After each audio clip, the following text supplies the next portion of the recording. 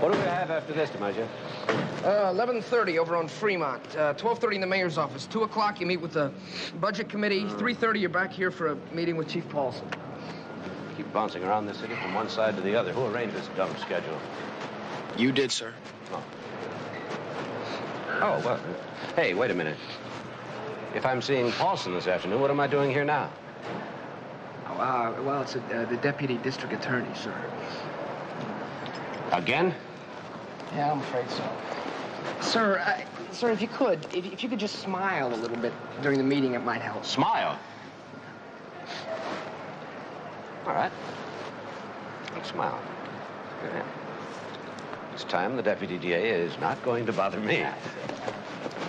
Look, we've been over this a dozen times. The Pomeroy case is not ready for prosecution. I think it is. And it's not your decision, it's mine. And until I say the case is ready, I'm not going to sign it over to you. What are you trying to cover up, Commissioner? Police inefficiency? Or could it be that out of the 6 district attorneys, I'm the only woman? Miss Bryant, we have met exactly 3 times.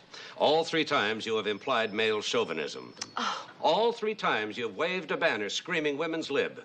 Now, are you a lawyer or are you a professional female agitator? I'm only trying to get a job done, Commissioner. A job made very difficult by a one-man obstacle course. What do you want? Sir, it's 11:30. Oh, you're right. I'm late. Of course. What do? Tell him to come in here every time the going If I gets didn't rough? have to leave right this minute, I would You take would the, what? I would take the deputy district attorney across my knees and give her a good spanking. Oh. Thank you.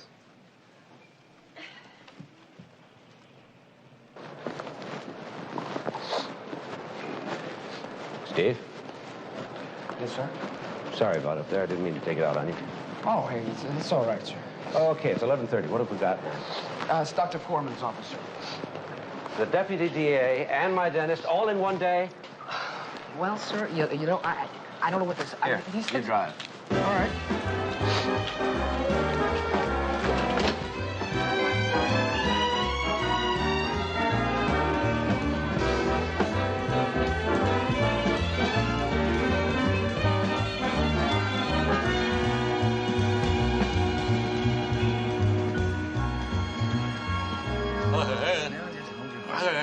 Just take it easy. Okay.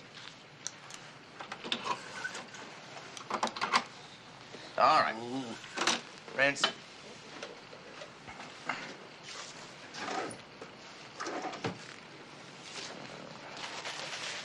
Take a look. Cute. Now tell the truth. Did it hurt? Not yet. You want to know the secret? No. Millie? Gentle hands, consummate skill. And vast quantities of procaine, which will wear off in a couple of hours. Yeah, that's what I'm afraid of. See you at the poker game tonight? You ever known me to miss one? Bring your checkbook. You bring yours. I'm feeling lucky. Oh, thank you. You look just great, Commissioner. Well, you don't look bad yourself. What are you doing this weekend? Getting married. Oh. Whole new porcelain jacket for nothing. Commissioner? How about next weekend? I give you the new morality. Yeah. See you, Wes. I'm late for the mayor. Tell him to give me a ring. I want to adjust this new bridge work. I'll do that. Millie? Hello, Horace. How are you, Mac? A little numb. Your son-in-law just put in a new jacket. Oh, let me take a look. Yeah. Yeah, just a minute. Huh, you know, the older I get, the better he gets. I thought you were going to retire. Oh, no. Even with this bum ticker on mine, I like to come in once or twice a week. Well, good to see you, Horace. Keep smiling. Until the procaine wears off.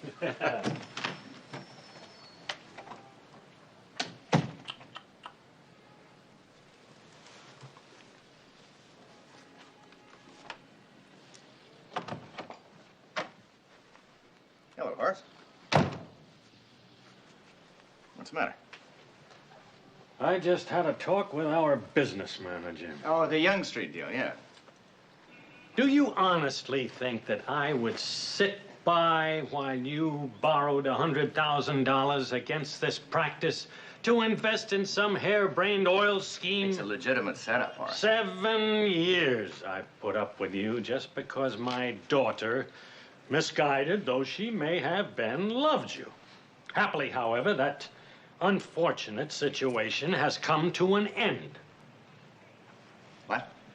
Oh, don't pretend to be surprised. Dick Valentine has already introduced her to a very excellent divorce lawyer. Well, I admit we've had some trouble, but I never thought she'd be actually serious about wanting to Oh, divorce. she's serious. See, and so am I. It's over, Wesley. I've bailed you out of your last tight spot. I've paid your last bill. I hold $220,000 in IOUs, and I intend to I was collect. simply trying to diversify, Horace, One that's all. racehorse, $20,000. It drops dead of a heart attack at the second time out of the gate. And that land promotion at Ensenada, $100,000 down the drain. Did you ever stop long enough to ask yourself why? I think the word is opportunist. Well, let me tell you something, Horace. If Lydia had been a wife to me in the real sense of the word, I wouldn't have gone running around trying to become a junior league Howard Hughes. Now, don't you try to blame this on Lydia. I didn't bring up our marital problems, you did. So you might as well know the truth. I'm not the one that's been running around. I have been trying to save our marriage. Are you insinuating? I'm insinuating nothing. I'm telling you flat out, your daughter is having an affair. I don't know with whom, and I don't care. All I know is that I love her in spite of it, and I'm trying desperately to save this marriage. Not only for our sakes, for yours too, Horace. But if it comes to a divorce, I'm not gonna let you make me out the heavy.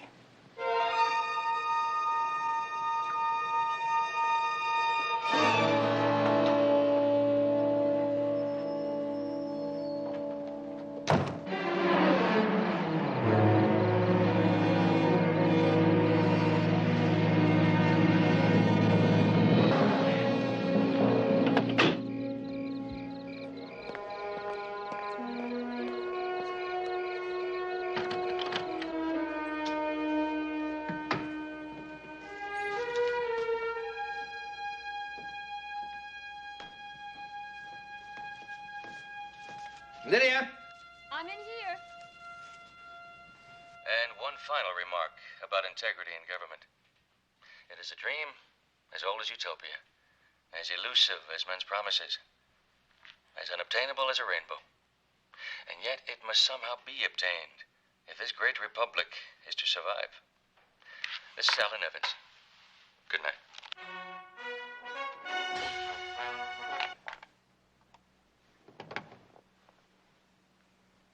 Like what you see?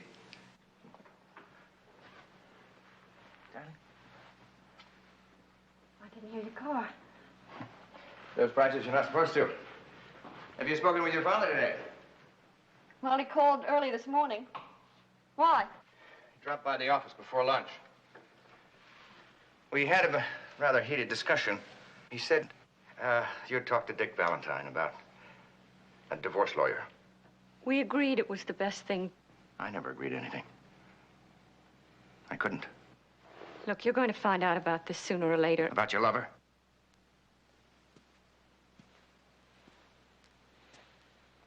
I'm not blind. I just thought perhaps we could behave like adults. Lydia, when the papers go through, when I'm gone, all right. It's your life, darling. But don't cut me up into pieces now. All right.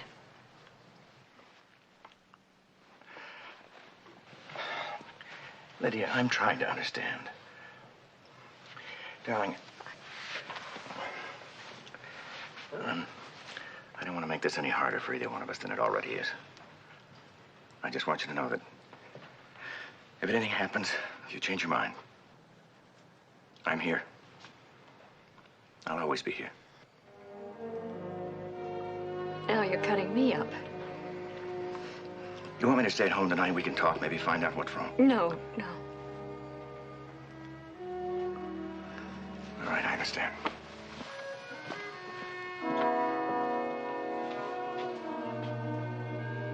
The game's at Dick Valentine's. If you need me.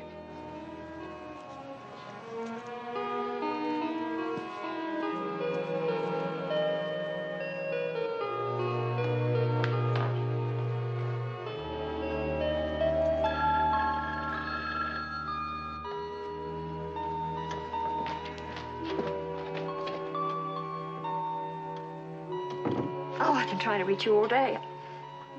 No, there's nothing wrong. It just... I was just wondering if you would mind skipping tonight. I know you're going tomorrow.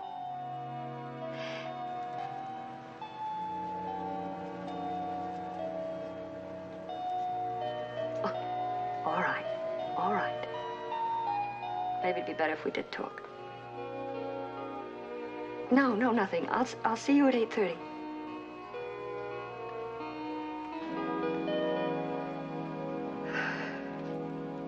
I call.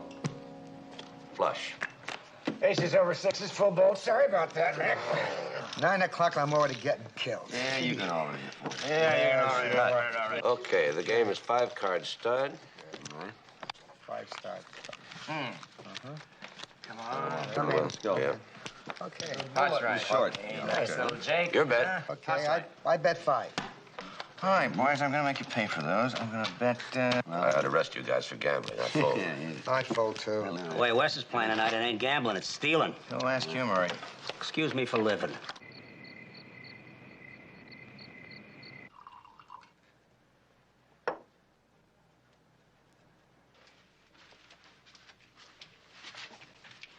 How long are you going to be in New York? Couple of weeks. When I get back, I want to tell Wes about us. There may not be anything to tell. What did you say? I am so confused. He's just been wonderful the last few days. He's been like he was when we first met. Now listen to me. It's not going to be easy. We love each other, Lydia.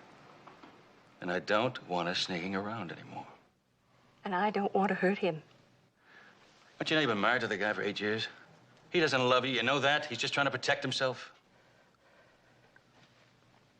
All right, look, Al. Just give me a little time to work it out. All right? Come here. No, I really mean it. I need time to think. I don't feel like it, really. Lydia, is Wesley in? I just dropped by to...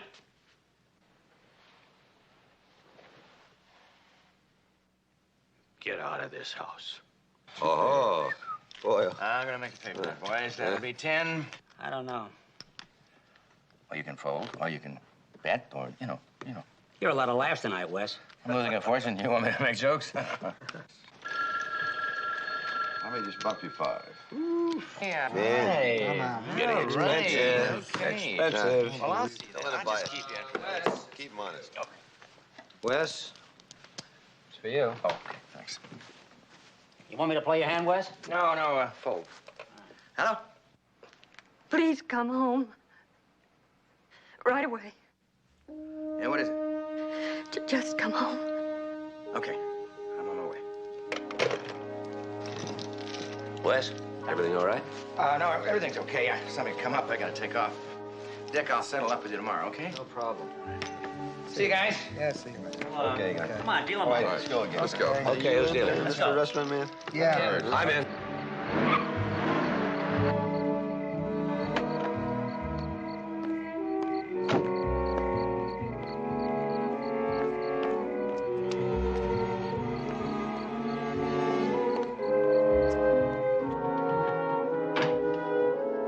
Morris, what's going on?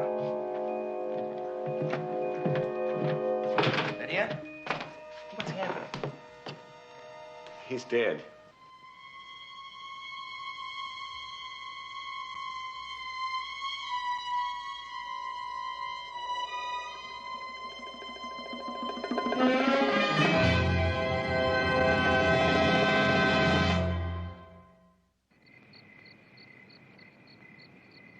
You make me feel like love is just a four-letter word. 4:30. Did you have a good time? What's that supposed to mean? In a way, Well, there's more to I love. was playing poker. Just what?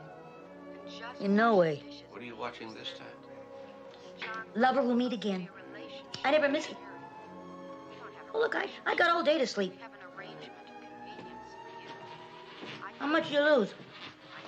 You will be both proud and happy to learn that I won $24. Well, finally broke out of that losing streak. Sergeant DiMaggio will be happy to hear about that. He called about an hour ago. Does anybody sleep anymore? It's just that those warts that I was willing to suffer before have gotten bigger. I don't want to change you. Please don't misunderstand me.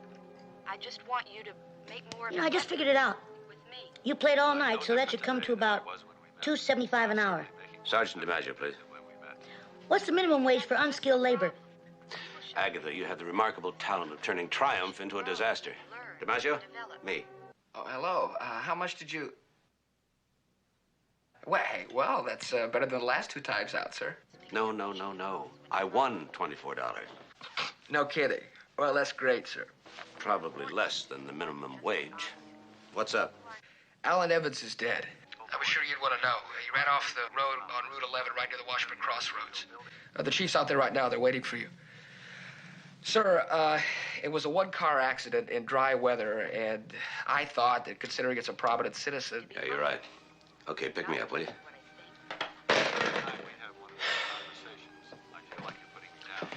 Guess what? Alan Evans is dead. The anchor man on the 6 o'clock news? Yeah. Where are you going? It's Route 11.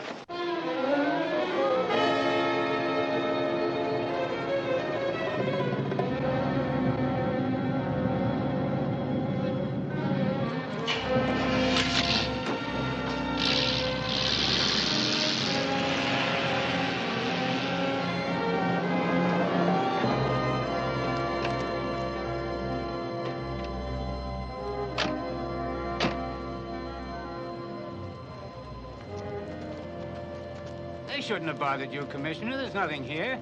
I just heard about it. I was up anyway. At 5 in the morning? What were you doing? Watching Lover? We'll meet again?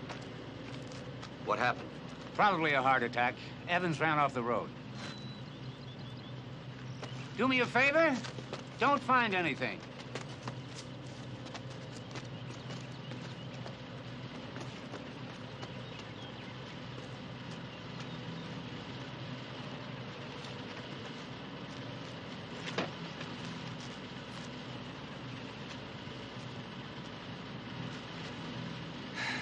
It's really a shame, sir. Yeah. Young, good-looking guy. Top of the heaps, got everything to live for. One minute you're here, next minute, snuff out.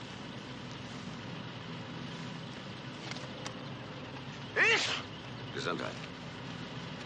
Oh. Yeah, you know, my mother's right. Just let people laugh. Let them laugh. When it rains, you wear a raincoat, wear a hat, rubbers, something. Just stay healthy. Gesundheit. Lieutenant. Was anything touched in here when Evans was pulled out? No, sir. We were waiting for you. That's funny. What is? Well, he's driving along and he has a seizure. Loses control of his car and plows into the creek.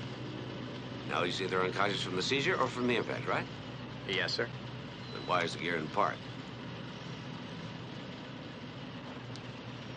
That's a very good question, sir. And who turned off the lights? Unless he was driving without them. That's two good questions, sir.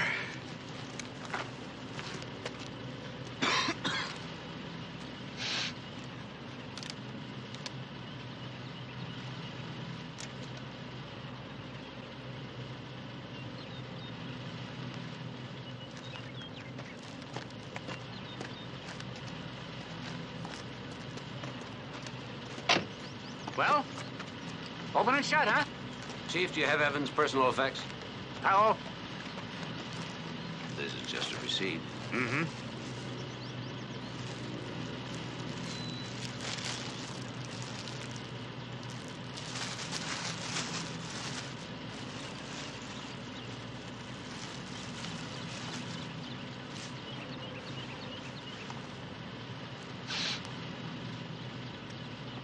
Where'd you find these? In his shirt pocket, along with his cigarettes. Nothing wrong, is there? You know, I retire in 45 days. I mean, this Alan Evans, a well-known guy. Oh, don't tell me we're going to be saddled with a... I just want to check something out. Come on, DiMaggio.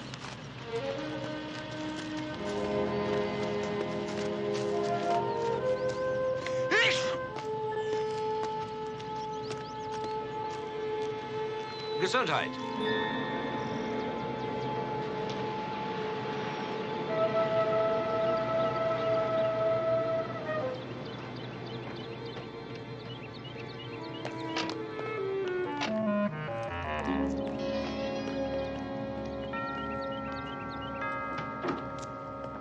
Oh, hi, Mac. What are you doing here? You looking for another poker game, huh? No, Wes. Oh, this is Sergeant DiMaggio. Morning.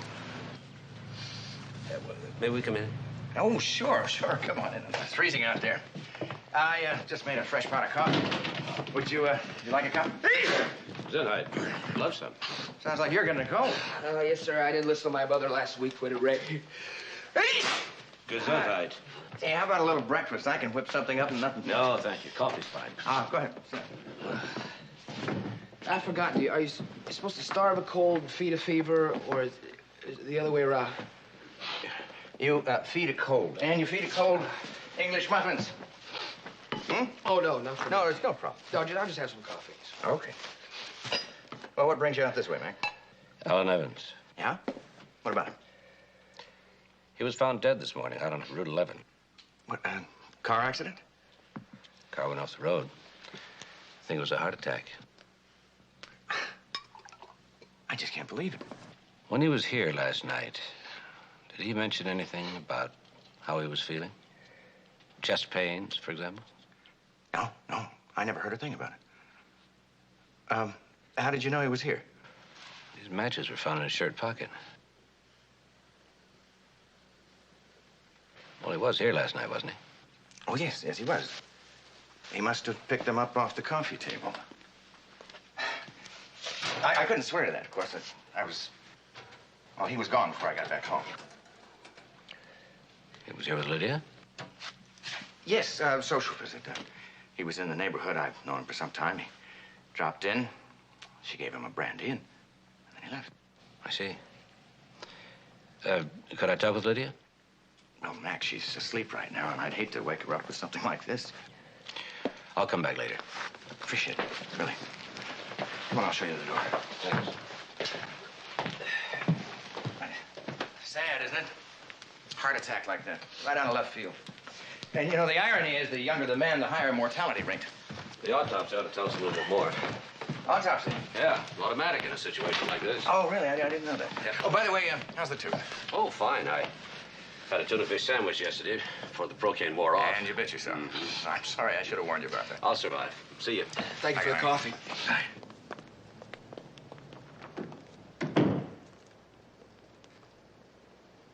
You know, sir, I just can't help thinking about Alan Evans. Yeah. My mother's right. I gotta get a checkup. Would you drop me off at home first? Yeah.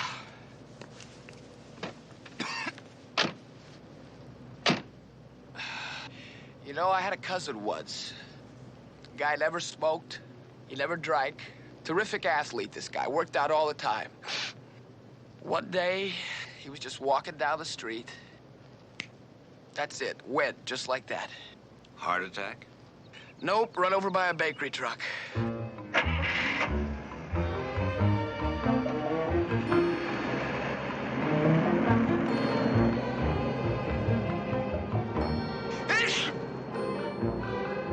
Gesundheit.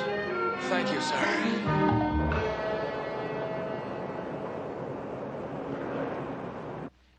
Interesting, Commissioner. This man's heart did not attack him. What killed him, though, was the kind of medication that a patient would take to prevent heart attack. It's called digitalis. In its pure form, it's deadly. However, there's no indication or no evidence of a prior heart condition. And even if there were, it's not likely that he would have taken an overdose. The minimum fatal dose of digitalis is 3 milligrams, and my lab results show 5-6 times that amount in his body. How long would it take for that much to kill him? Well, I was just about to say that a minute, 2 minutes at the most. Any marks on the body? No, it's clean as a whistle, aside from a deep gash interior of the mouth, right cheek. Probably caused by convulsions just prior to death. Well, thank you, Johnson. Appreciate the quick report. Sure. Oh, Commissioner, keep me posted on this one, will you? I've got a theory. Suicide? How'd you guess? Because you can't figure out what I can't figure out, which is, how do you kill a man in his own car out in the middle of nowhere with digitalis, right? Right. It's a hell of a good question.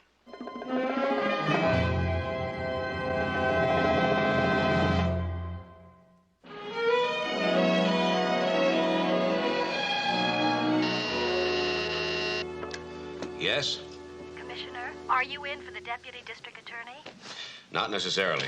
I heard that. I thought you might. Now, look, Commissioner, you cannot hold on to this Pomeroy case any longer. I just heard that 2 more witnesses have come into the fold. Now, what more do you need? Nothing more. I can understand you're being stubborn, even pig-headed. But you cannot sit on this case any longer. I agree. Good. It's not even a question of personality. You agree? Mm-hmm. I signed the Pomeroy papers this morning. They're on your desk. Oh. You were right about the case, but I had to wait until those 2 witnesses came into the picture. Oh, no. Of course not. Well, you understand that I was pressing because I knew that those 2 witnesses would have to come forth sooner or later. Well, as a matter of fact, they didn't come forth. I had to find them. They didn't cooperate. Mm-hmm. You made them. Yes, in a word. Oh, well. Would you like to sit down? Yes. Dear, well, I don't quite know what to say. I suppose I have been a bit pushy, even unfair. So have I. How about a truce?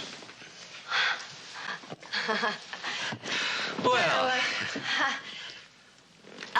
Could I bring up some new business? Anything. This Alan Evans case, is it a murder? No, you've been talking to Chief Paulson. Well, we had a little chat. Did he bring up the autopsy? Something about digitalis poisoning. All right. It doesn't have to be murder. Suicide? Possibly. But not likely. No. If it's suicide, we'll find out soon enough.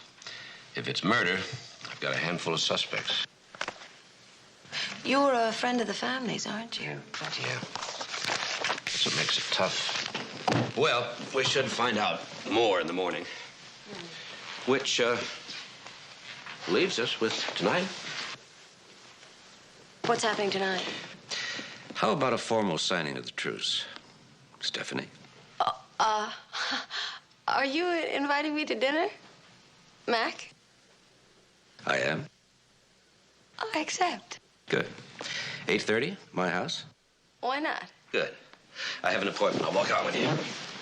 Uh-huh. Well.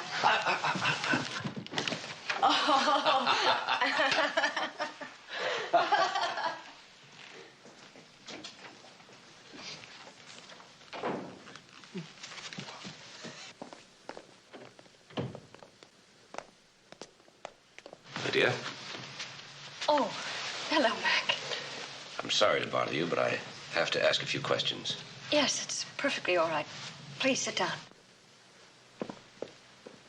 We're just here to contribute whatever help we can. Thank you. I realize this is all very unpleasant. Can I get anybody anything? No, thank you. No, thank you. Mark, have your people completed the autopsy? Horace, you have a heart condition, haven't you? Yes, Do you take medication for it? I do. Digitalis? Well, as a matter of fact, yes, but what's the point of your question? Alan Evans did not die of a heart attack. It was either suicide or he was murdered. That's impossible. I'm afraid it's not. He died of an extreme overdose of digitalis. Just what are you implying? You're not insinuating that Horace killed Alan Evans. I'm saying that if Alan Evans were murdered, Horace had access to the drug. Well, as a dentist, so have I. Now, if you're accusing anyone here of murder, you better have a little more than coincidence to rely on. I'm not accusing anybody of anything. Lydia, I want you to tell me about last night. What time Alan arrived, what you talked about, how long did he stay? He dropped by around 8:30. And when he realized that Wes wasn't home, he had a drink and he left. Alive and very healthy, I might add. Was he here when you got home? No, I told you he left before I got home. I told you that this morning. Lydia, did he eat or drink anything else while he was here? Just the brandy? Yes, it's over here. Don't touch that, Sergeant.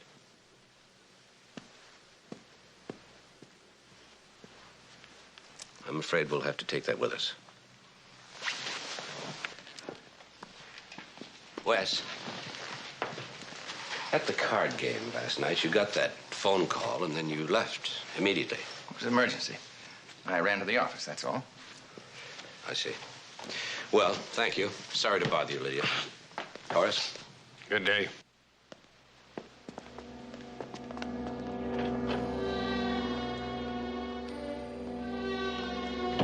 Sir, they're awful nice people, but, well, that's it, sir.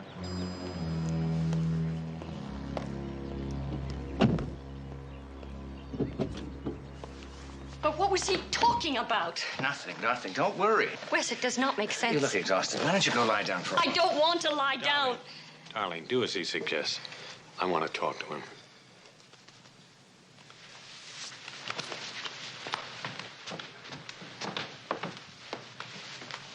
Wes, I am very frightened.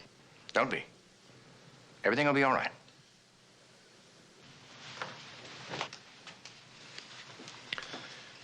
Wesley, I want you to know something. I misjudged you. What you did last night was a very courageous act, and I'll never forget it. I told you before, I love her. I know what you'd have to face if the truth came out. I don't want to see her go through that. Neither do I.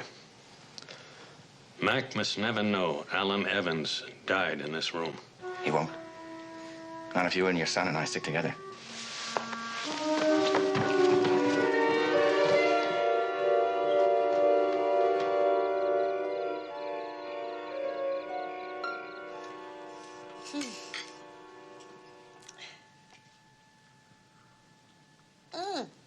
If you're not going to finish yours, could I?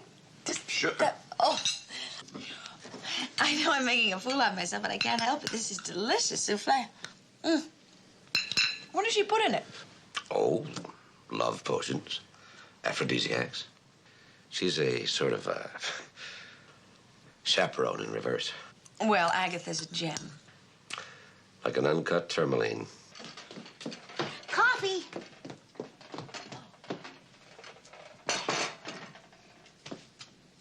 Oh, it's much too bright in here. Spoils the atmosphere.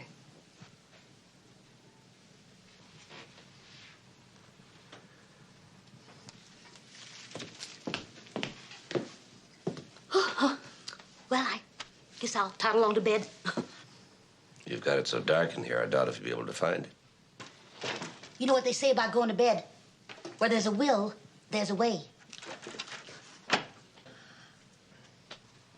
Well, it's a real famous saying, all right. I see what you mean. Now, would you like to have some coffee in here? Or would you like to have some cognac by the fire? Which is more romantic? Yes. We wouldn't want to disappoint Agatha now. Of course not.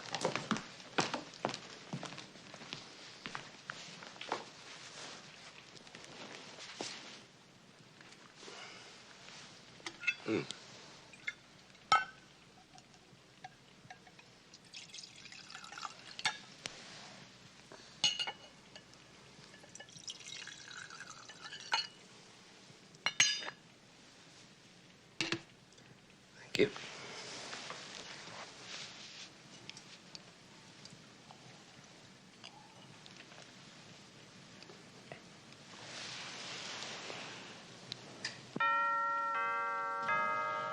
How do you like that?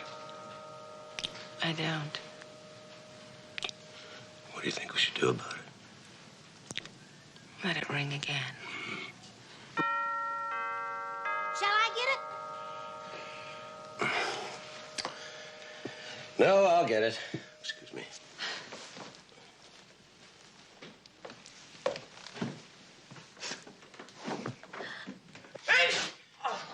Sorry, sir. I know it's a terrible thing to come up to somebody's house in the middle of the night and bang it on Some the door. countries, it's known as police terrorism. But Lieutenant Enright told me to do this. Do what?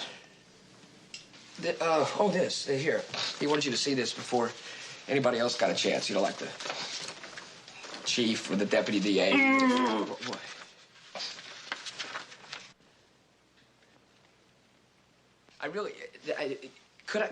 This... Good evening. What is it I'm not supposed to see? Oh, it's the Alan Evans case. Lab report. Oh? Well, that just about wraps it up, doesn't it? I'm not so sure. Why not? You have definite proof of a crime, the motive and the method. Yeah, something about it still bothers me. Well, it wouldn't bother me. I'd issue a warrant right away. I know, but you're not the police commissioner.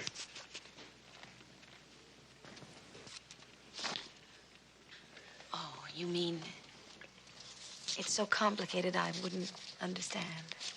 I didn't say that. But you implied it. You're not. We're not going to start that again, are we? No. We're stopping. Thank you for a lovely dinner. Good night. But, you see? Now, why don't you go on and walk? her to her Yes. car? Okay. I'm sorry, sir. I'm very sorry.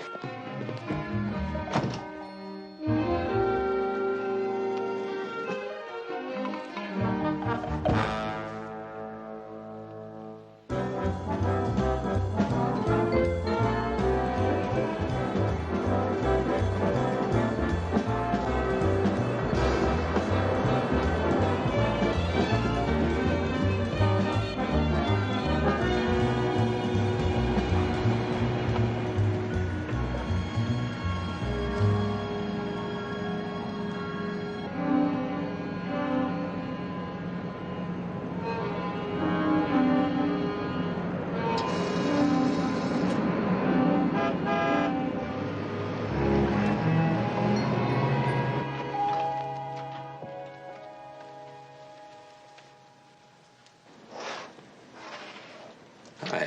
Hi. Is Dr. Corman in? When you put it that way, I'm sure he is. Doctor, Commissioner McMillan is here to see you. Send him into my private office. I'll be with him in a minute. Yes, sir.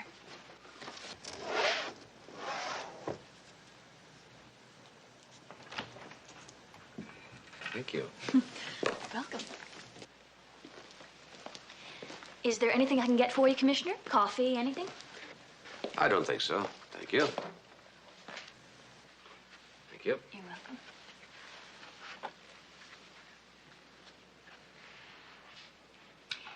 You looking at Mr. Evans? Yes. Poor guy. I really liked him. He never got here yesterday. Yesterday? Yes, he had an appointment here. An appointment yesterday. Yes. Just a filling. Mac. Thank you, Francis. Nice to see you, Commissioner. Thank you. Mac, I owe you an apology. For what? I kind of blew my stack yesterday. Just the suggestion of anybody in my family being under suspicion just set me off, that's all. I'm afraid it's more than suspicion, Wes. The lab examined that bottle of brandy. It was filled with digitalis. And the only fingerprints found on the bottle were Lydia's. Are you trying to tell me that Lydia poisoned him and then put the bottle back on the bar? Well, that's ridiculous. No, he must have killed himself. It just had to be suicide. A man doesn't make a social call and pour digitalis into somebody else's brandy bottle in order to commit suicide. Now, the amount of digitalis found in that body was enough to kill him in less than 2 minutes. If, for some unfathomable reason, he poisoned himself in your house, how could he then get into his car and drive 6 miles before he dropped dead? He died right in your house, and I think the body was moved. Lydia is no more capable of murder than she is of moving the body of that 200-pound man. Somebody else did that. We better take a ride downtown. Downtown? Lydia is being held for questioning.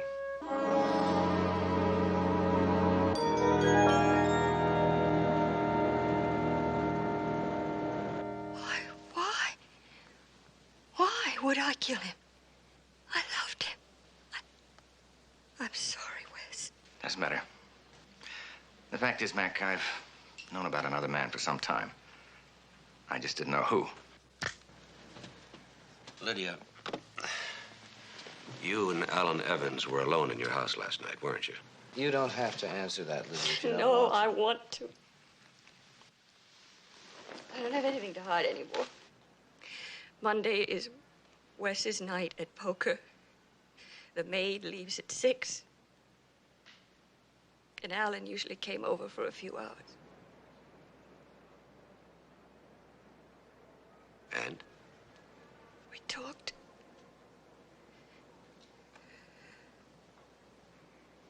And then I offered him a brandy, and he sipped it.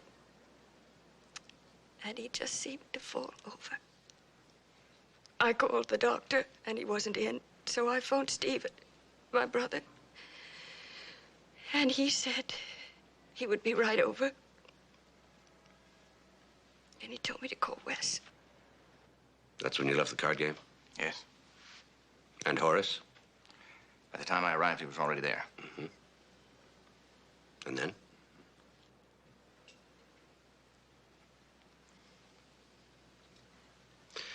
You moved the body, didn't you, Wes? I had to, Mac. I had to. Horace took Lydia upstairs, and Stephen and I did the rest. We found a deserted stretch of road, and I drove Alan's car into the creek. I moved his body into the driver's seat, wiped off my fingerprints, and I put his hands on the wheel. Look, I know it was the wrong thing to do. I thought I was doing the right thing. I just had to assume that he died of natural causes. And what was the harm of getting the body out of the house? It just seemed like a logical thing to do at the time. I was worried about Lydia, what a scandal like this would do to her, and Horace, what this kind of scandal would do to him. Lydia, you said you gave Alan some brandy. Did you drink any? I don't drink. I see.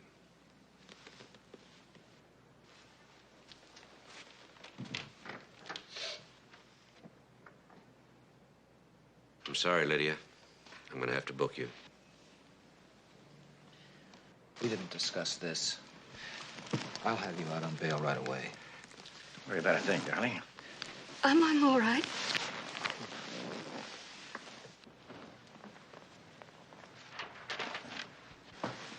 I'll speak to you later, darling. Don't worry about a thing. All right? What about me, Mac? Technically, you're accessory to the crime. Actually, you didn't know anything about it, so I'm going to hold off for a while on you. I appreciate that. I'm going to locate Horace, bring him up to date. I want to speak to you. All And right. I'd like a copy of that tape, Mac.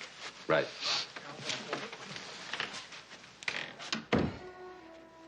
You think she did it? No. At least not alone.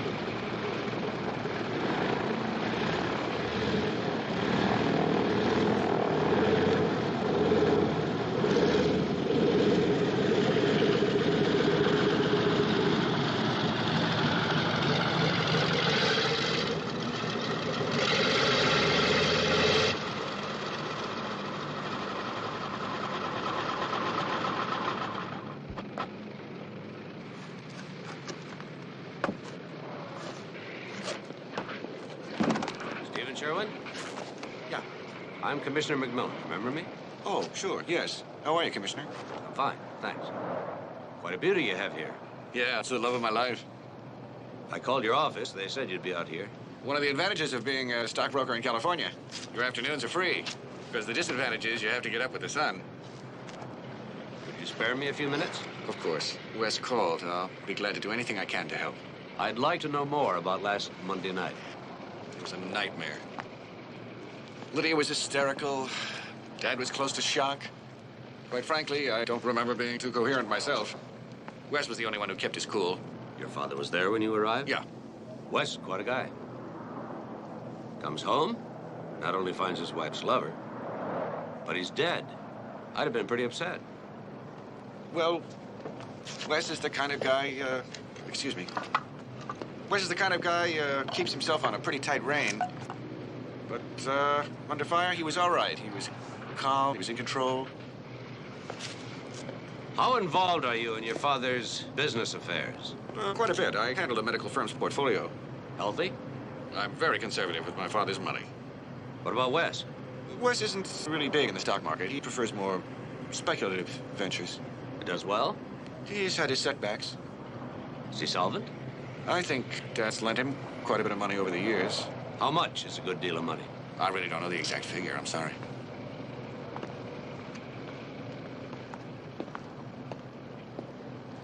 Has he paid your father back? I don't really know. What are you after, Commissioner? Other than Lydia, I have two obvious suspects. Who are they? You, your father. I resent that. I'm not accusing. I'm just searching for possible motives. Listen, Commissioner, all I can tell you is the man was dead when I got to the house. If you want any more than that, I suggest you contact Richard Valentine. All right, Stephen. I'll see you again.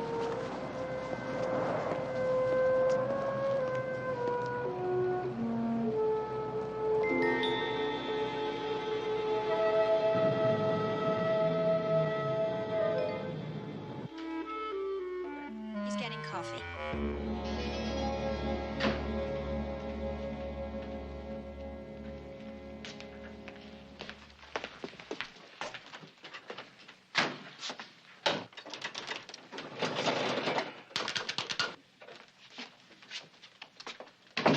What did you find out about Evans' answering service? Oh, I was just gonna come down and tell you, sir. You having trouble? Yeah, the thing took my last quarter. Okay, let me try. Thank you. I talked to the lady that takes Evan's phone calls. Mm-hmm. She said that he checked in around 4:30 that day. She said he sounded bombed. Bombed? Yeah, you're all boozed up. It's my money. Yes, sir. Doesn't make any sense. He had a newscast at 6 o'clock. Why would he get drunk an hour and a half before airtime? Well, sir, I don't know, sir. That's what it would take for me to broadcast. Hey, wait a minute. The other day you said I sounded like I was bombed. Well, yes, sir, but that was from the dentist's office. Yeah, from Procaine. Right. Get somebody to fix this. I'll be right back. Right, sir.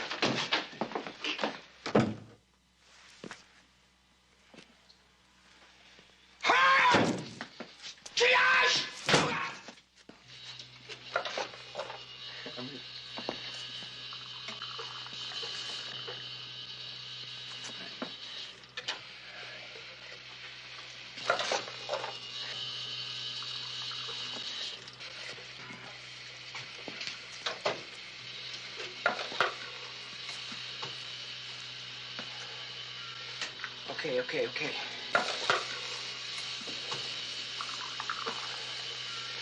Ah!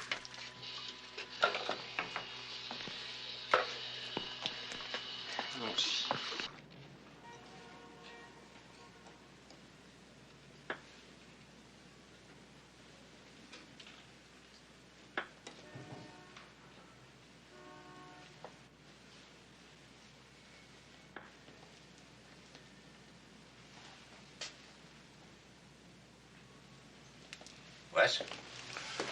Oh, hi, Mac. You don't mind? No. I hide out in here one day a week, try to catch up on some of this work. What you got there?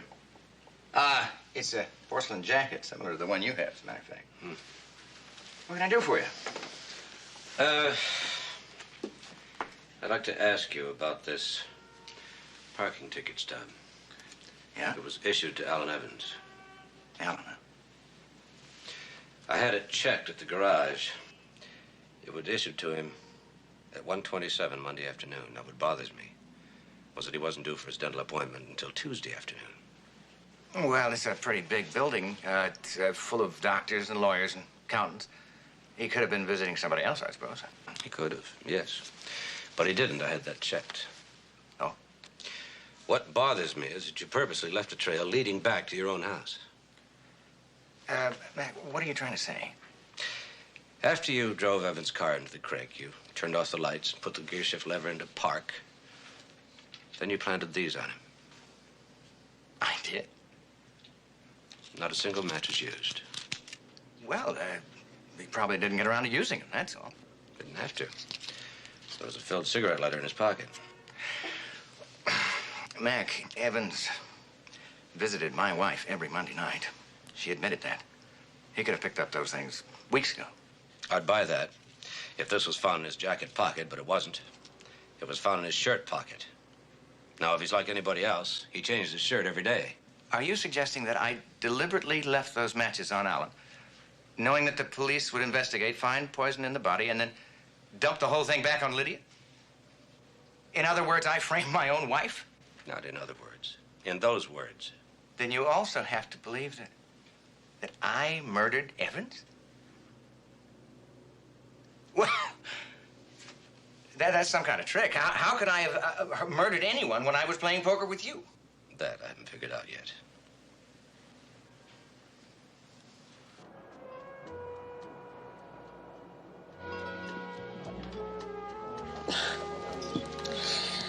You gotta be joking. I'm not. Mac, this dinner was for the express purpose of starting truce number 2. I know. You're turning it into a platform, which doesn't bother me as much as the fact that you have nothing to go on. Lydia did not kill Alan Evans. Now, if she goes to court, she's going to be convicted. That's right, because there's a very strong case against her. Look, I have a responsibility in this, too. I'm supposed to be prosecuting. But you'll be prosecuting an innocent woman. But you brought her in. You're the one who built the case against her. The case has changed, I told you. What am I supposed to do? Throw this whole thing out because the police commissioner has a hunch? If it was your hunch, it would be called woman's intuition with a mystical validity. All right. It's injustice, that's all. All right, let's just say that you're right. Everybody that was there that night has testified that Alan Evans was dead before Wesley arrived. Wes is the only one with a motive, and I think that motive is money. Well, let's get out of here. I don't know if I go along with your theory. Wesley Corman's a very successful dentist. I know, but watch what happens when he kills her. Number 1, he gets rid of his wife's lover. Number 2, he gets rid of his faithless wife. And number 3, by staunchly supporting this same faithless wife, he becomes a hero in the eyes of his father-in-law, to whom I'll bet he owes a fortune. Interesting, but it's still conjecture. I know. Oh, I'm sorry. It's that brown sedan.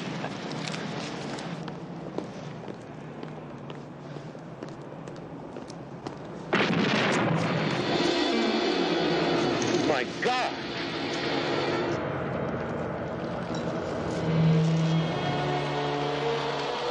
Wow.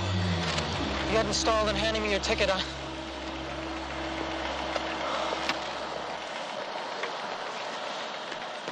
Well, you guessed it, sir. We found a timing device, wiring, the whole bit. Mac, who'd want to kill us? Not us. Me. Sergeant, would you mind dropping us off at my house? No, not at all, sir.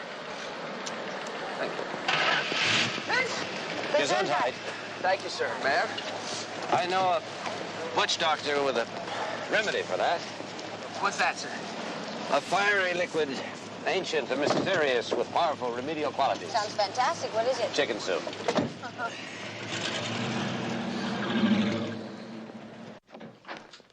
You've got company, Commissioner. Doc Sherwin. He insisted upon seeing you. Gesundheit. Oh, Agatha, do you have any chicken soup? Have I got chicken soup? Come on, Sergeant. Horace. Oh, Mac, I've got to speak to you. Horace, this is Miss Stephanie Bryant, Deputy District Attorney. How do you do? Miss Bryant, you might as well hear this, too. I killed Alan Evans.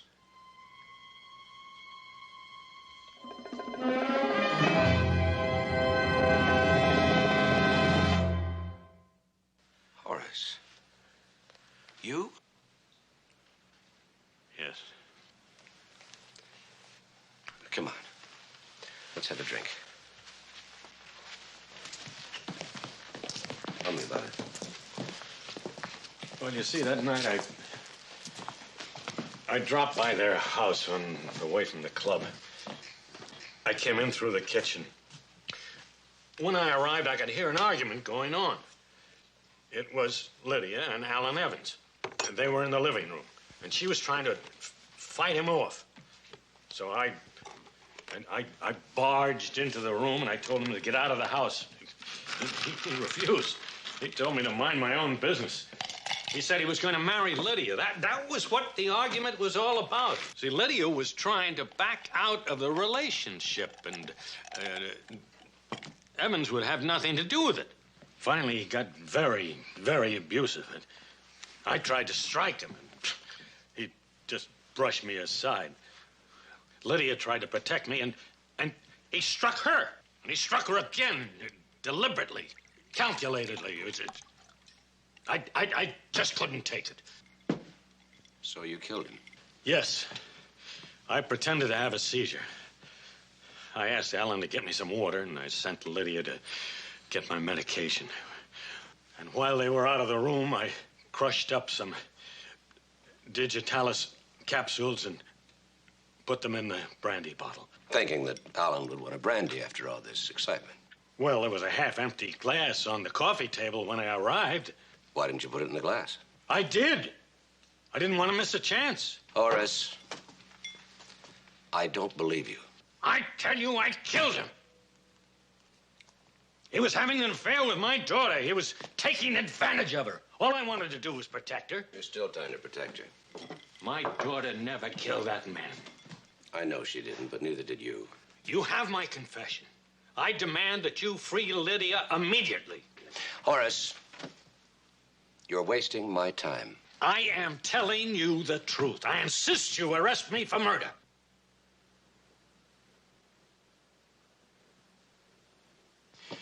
All right. Then also an attempted murder. I don't understand. Well, if you're the murderer, then you placed a time bomb in my car earlier this evening. And because your timing was off, the car blew up before we could enter it. We're lucky to be alive. No, you didn't kill him. Neither did Lydia. That leaves two other people. Wesley and Stephen. Well, not Stephen. No, not Stephen. He wasn't there long enough to get near the brandy. Wesley? Wesley. But how? I don't know.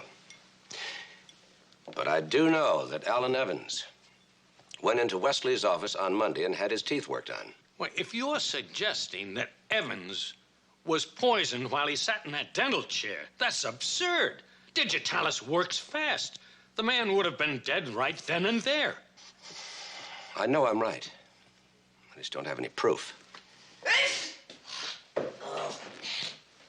I'm sorry. Mac, you better send the sergeant home to bed. Right, before he sneezes us all into the hospital. Well, what is that you're taking? It's a pill. I took a pill this morning. No, not a pill. You should take one of those time-release capsules. They work for hours. What is a time-release capsule? Well, it's a slow-dissolving capsule with coated beads of medication inside that dissolve at different speeds. Wait a minute. Wait a minute. Horace. Say that again.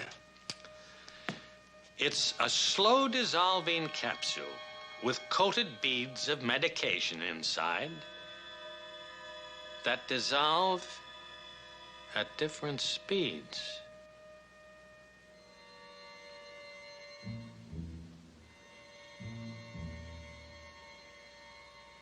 Horace, I know it's late, but could we look at some x-rays in Wesley's office?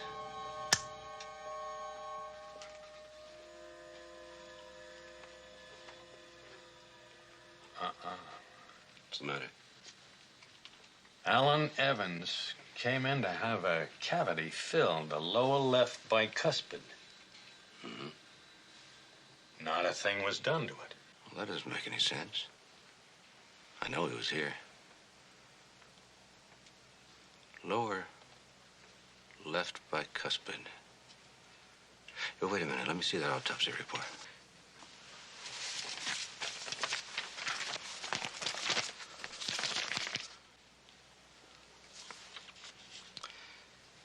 Laceration inside lower right cheek.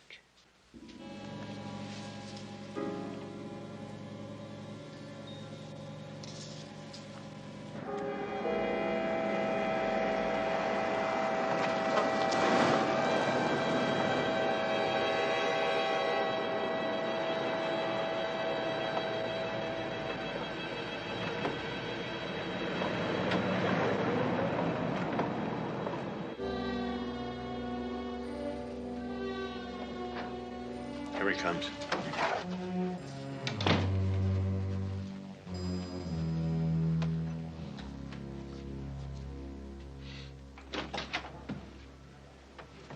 Well, double surprise. What's going on? Mac wants a positive ID on some dental x-rays. Is this going to end up another one of your accusations, Mac? Are these Alan Evans x-rays? Yes, they are. I had a couple of them mounted so we could project them onto the screen to take a closer look. Well, what's your point? This case had me going in circles for a while. For example, why would Lydia kill somebody with poison brandy and then leave the bottle around? Well, now, that is exactly what I've been saying. She didn't. You did. Let's go back. Alan came into your office on Monday, and with the office staff out to lunch, you worked on his mouth. You knew he was going to visit Lydia that night. What a perfect setup. Just a little digitalis. Okay, say Alan was here. How did I feed him a quick-acting poison that somehow didn't take effect for, what, 8 or 9 hours? With this. That medical gel? You encased the poison in the gel, knowing the gel would dissolve slowly in his mouth 8 or 9 hours later, and while he was alone with Lydia, and while you were sitting at a poker game with a perfect alibi. If it is an alibi, it is perfect. Because Alan had to go to New York on Tuesday, it was simple enough to get him into your office on Monday. And with everybody out to lunch, who would ever know he'd ever been there? So instead of filling the tooth correctly, I filled it with the poison glob of medical gel. Well, that's brilliant deduction, Mac. Brilliant. Except for one thing. Alan needed work done on his lower left bicuspid. And if you examine the postmortem x-rays, you'll find that no work was done at all. Horace?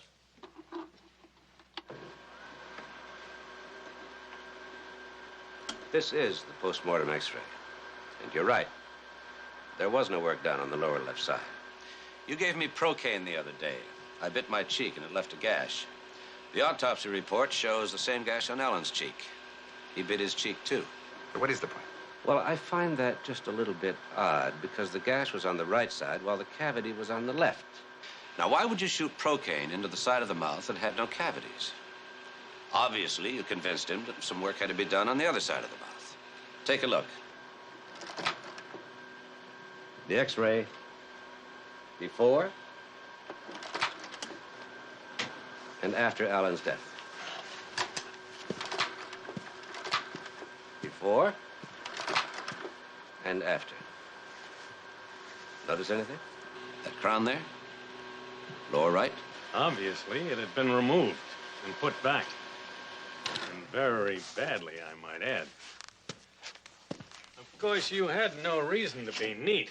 Alan Evans would be dead in a few hours. That crown showed traces of digitalis and a residue of medical gel. It worked like a time bomb. It's pretty consistent with his use of timing mechanisms, like the time bomb he put in my car last night.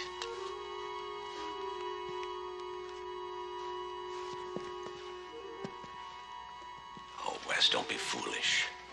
Sergeant DiMaggio's right outside. Yes, Doctor. I thought you'd cover yourself. That's why I buzzed Frances in. She'll get us through. You too, Mac. Put your arms behind your back. Now walk very slowly.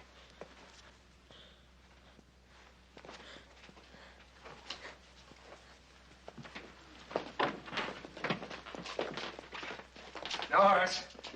Hold it, Mac. All right. Slowly now. Slowly.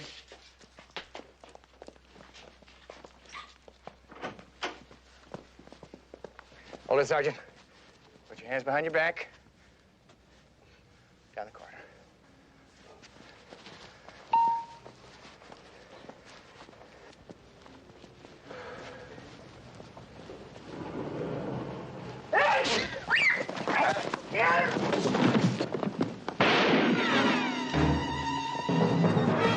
The stairs. All right.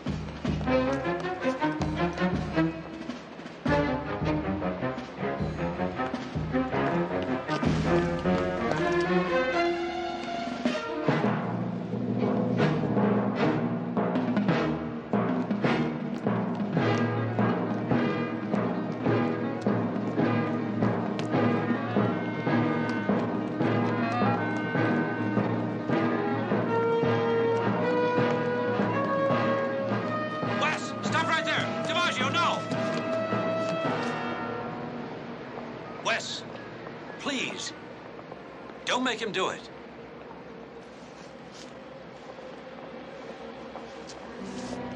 All right, get him up. Come on. Higher, come on. Is it? God bless you.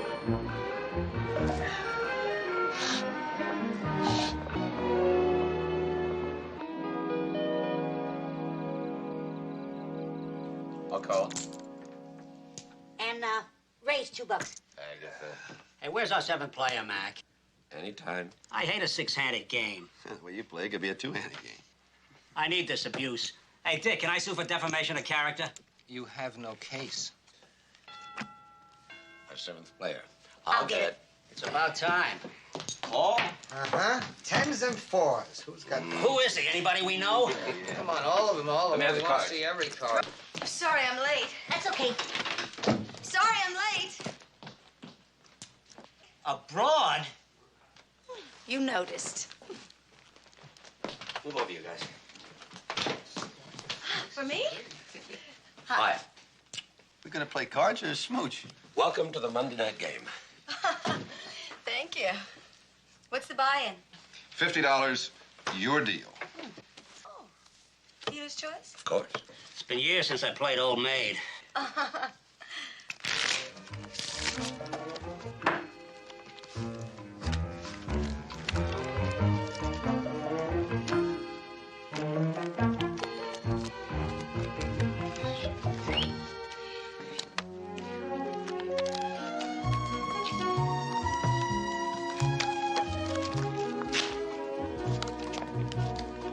Seven card stud.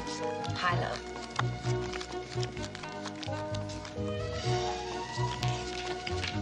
Ooh, ace of hearts, ace of spades. 8 of hearts.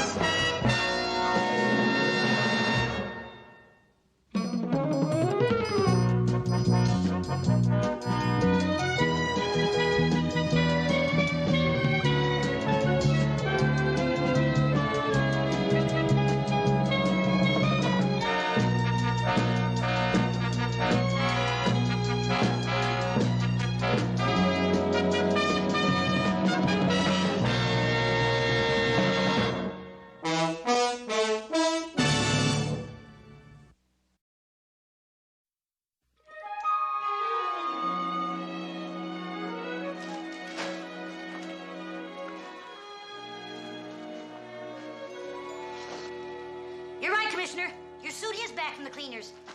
I don't know why you're taking all that paperwork to Las Vegas. It's called a working holiday. It looks like the Pentagon Papers. It's next year's police budget. Final draft.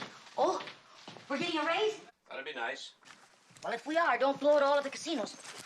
This time I'm not going near the tables. Good. I like a man with a strong moral fiber. You're looking at him. I'm looking at a man with a tendency to lose. You're looking at a man with a tendency to fire housekeepers. Look, the last time you came back from Las Vegas, you were wearing a barrel. What are you going to do down there? Make a speech or something? Dinner party. Who's going to be there? Donna Lindquist is going to be there. Good. Then you won't be needing these pajamas. We're just good friends. You had dinner twice last week. I have dinner with you all the time. Well, that's different. What's she doing in Las Vegas? Tennis tournament. Tennis tournament? Mm-hmm. I knew she was rich. Where'd the tennis come from? Lessons. A few years ago, she was third in the country. That's when she was Donna Drake. What happened? She stopped competing. Married Eric Lindquist. Commissioner, you and a married lady? Eric Lindquist died 2 years ago. Oh, I'm glad to hear that. You ought to be sorry. I'm sorry. I'll get the phone. I'll get the horn. Commissioner McMillan's residence. Oh, hi, Lieutenant. Yeah, just a minute. Commissioner. Oh, no, not more revisions. For you. I'll get the horn. Yeah, Charlie. Just called to wish you a good trip, sir. Yes, sir. Same here. Oh, sir, by the way, do you have any last-minute instructions? No, but you can call me if anything comes up.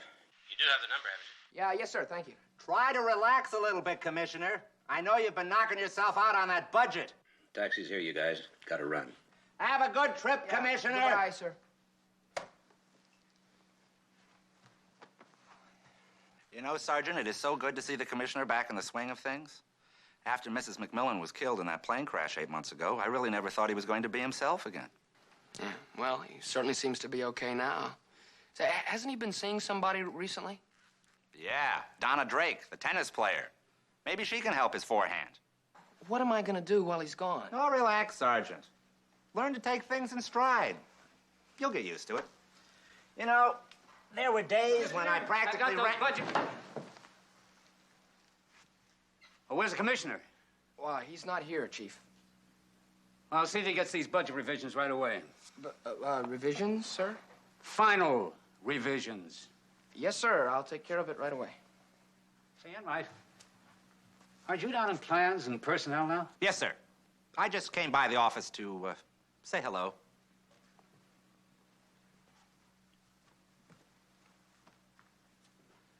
What do I do with these?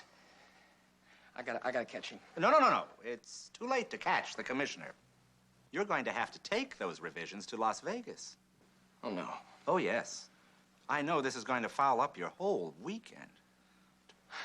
Oh, yeah. Yeah.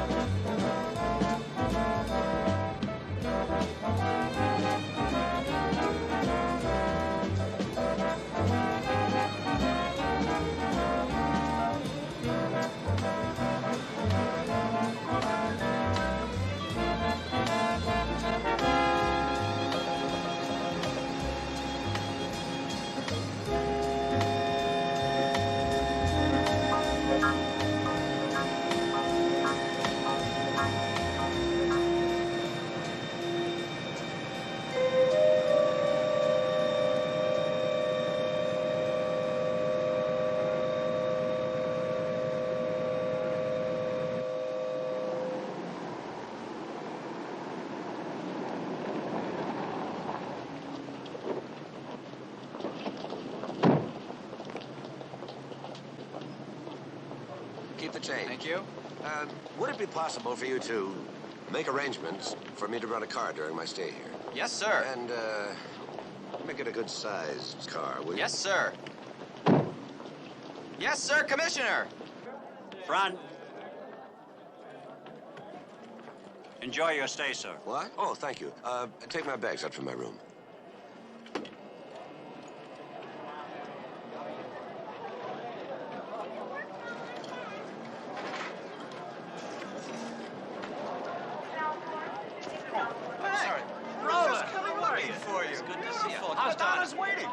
she's better than ever. Oh, Tennis has changed a lot, though, in 10 years. The competition is ruthless. But we're in the quarterfinals. We? We. Well, that's coach talk, you see. It's we when we win. It's Donna when she loses. Come on, Mac. No, 5 minutes. I want to go to the We've got a roulette. box waiting for you. The match starts Yeah, in but 15 minutes. You can lose your money later. Will you? Come on.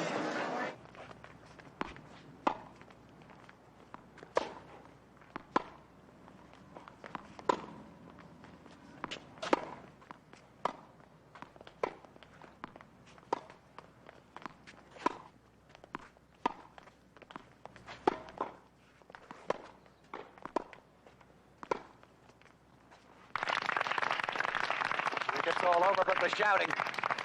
Come on, Donna. Miss Drake won the first set 6 games to 4, and now leads in the second set 4 games to 3.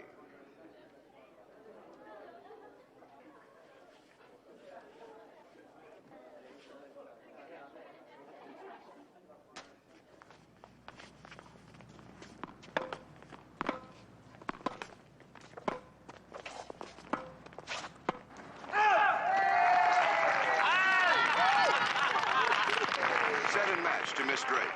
She wins the second set 6 games to 3, having won the first set 6 games to 4.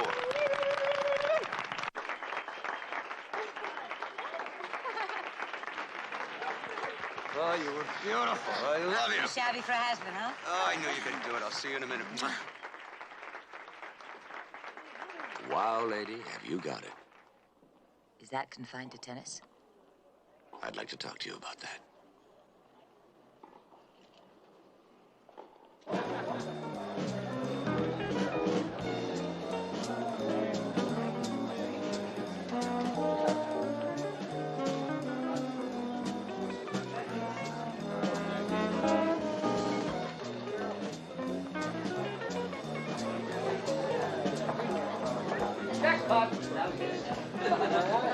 Better keep your mind on business.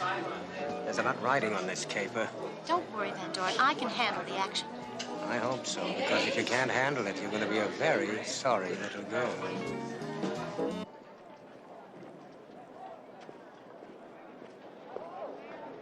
Who all's coming to this party? Just a few friends. Oh? We'll slip away early. I've got to stop by the desk. There's a message I'm expecting. Good. Then we can stop at the roulette table. Absolutely not. Just 5 minutes. 5 minutes. Oh. Nothing at all, Miss Drake. No message from a Mr. Van Doren? Sorry. Just a couple of minutes. Absolutely not. Commissioner! Uh-oh. It's got to be bad news. I'm glad I found you right away, sir.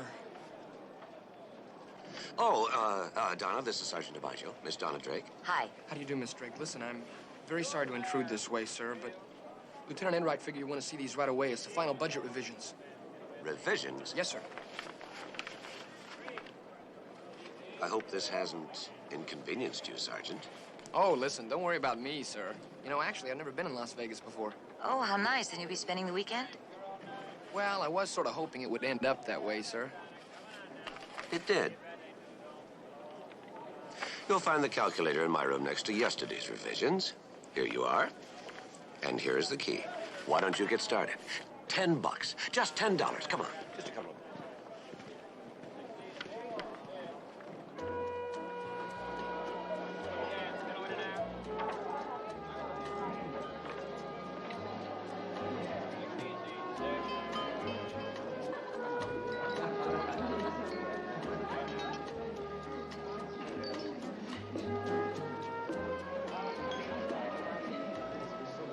What's wrong?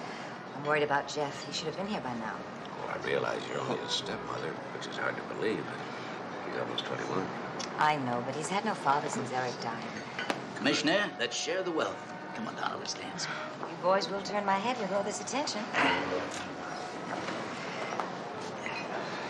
This way, Miss Scarlett. That's the old Donna. She looks like $1 million out there. $1.5 million if you include the diamonds. I don't think she's had them on since Eric died. Well, they're too beautiful to be hidden in a vault. They belong where they are right now.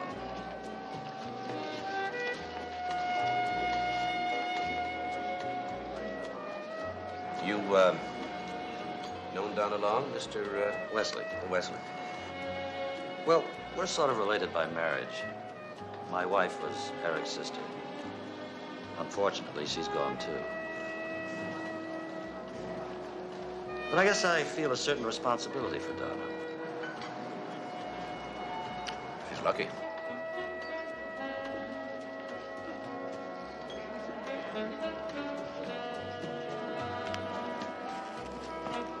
Speaking of dancing, you know what you need? You need a lifelong partner. Like you, Randy? Well, now that you mentioned it, look, I'm the hottest thing on the strip. I'm on the top. Why don't you take me? Randy is so adorable. May I?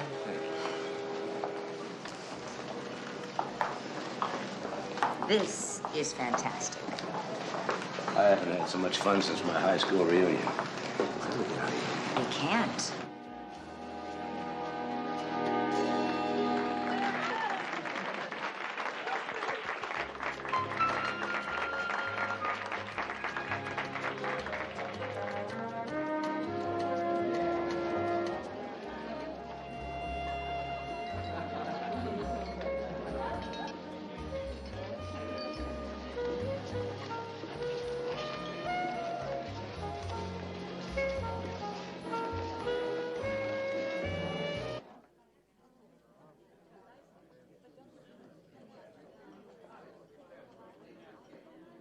It took you long enough. I was in the shower, Everything on schedule? just like clockwork. Now you know what you're supposed to do.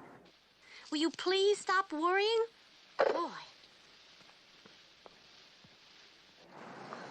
Telephone call, Miss Drake.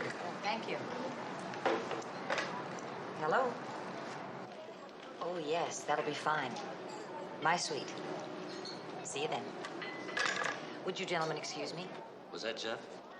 No, Sounds mysterious. just an admirer. Sure you don't want some company? Be right back.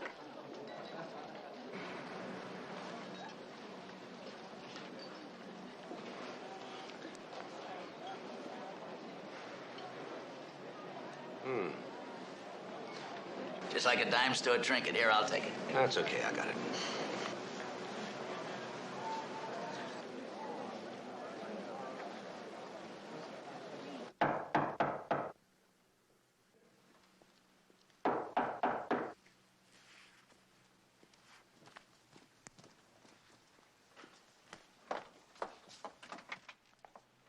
Mr. Van Doren, nice to see you again. Thank you. Please come in. Have a seat. Thank you. Can I get you anything? No, I don't care for any. Thank you very much. Ah, their beauty is exceeded only by yours, Miss Drake. You're very kind. Breathtaking. You mentioned a figure. Oh, they're superb at any cost, my dear. Then we're in agreement. Of course. Good. I haven't told anybody about this, as you suggested, but I did draw up a paper between us. I'll just be a minute. That won't be necessary, Miss Drake. What? Let's not waste any time. Do you recognize this? That's Jeff's ring. Where did you get it? In the old days, I would have brought you his finger as well, but this is much more civilized. I can assure you we won't hesitate to kill him. The diamonds, please. The diamonds. Oh, my God. Oh, my God. You won't hurt him. All of them? It's gone. I want them all. I don't have it. I must have left it on the table downstairs when I was taking your phone call. I'd give it to you if I had it.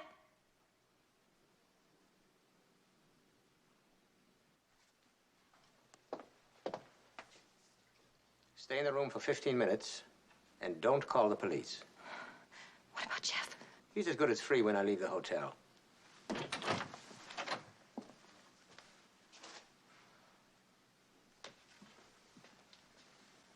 Goodbye, Miss Drake.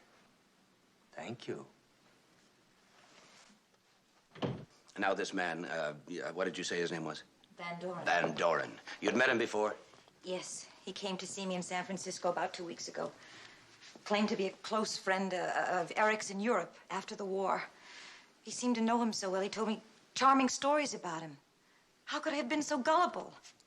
Mac, you sure they won't hurt Jeff? No. The police are on the way. Now, did he talk about the diamonds? Well, yeah, he did. But only casually at first.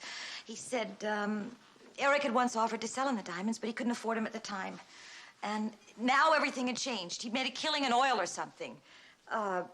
He still wanted to buy the diamonds. Are you sure Jeff's going to be all right?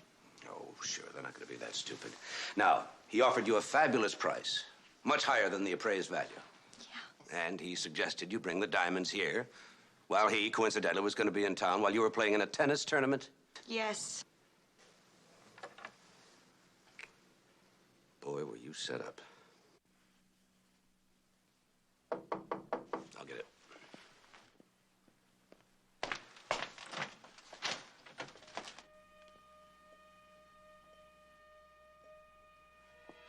Jeff, thank God you're safe. I was so worried I don't care about the diamonds. What's wrong? The diamonds. I gave him to that man less than an hour ago. For ransom. They kidnapped you. An hour ago, I was hung up with car trouble 20 miles outside of town. Nobody kidnapped me.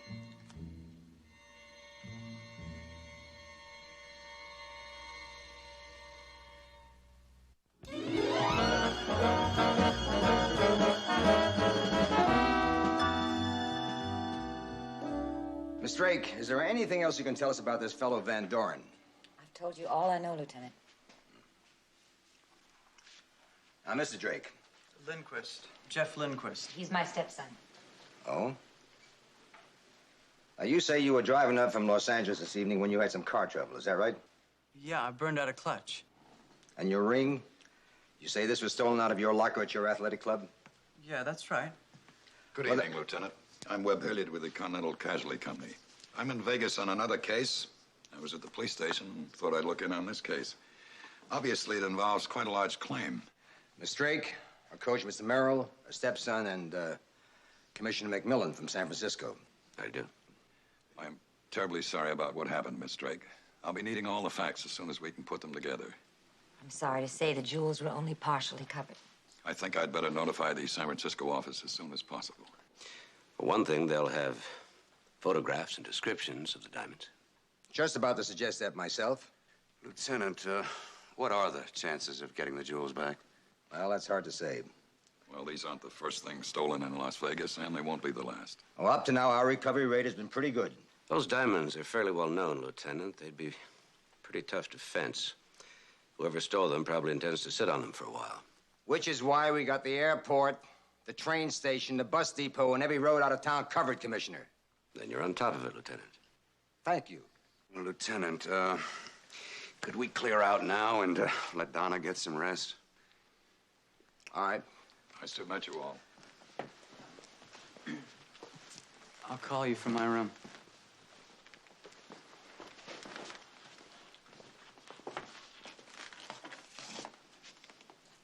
Commissioner.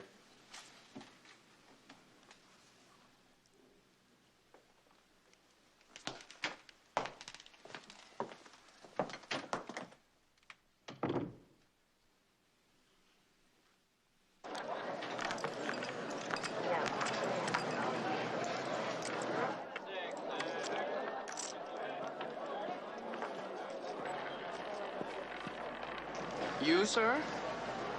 Oh, well, there's a little corruption in everybody, Sergeant. You just win once in a while. 17, black. Stay with me, Sergeant. I think you brought me luck.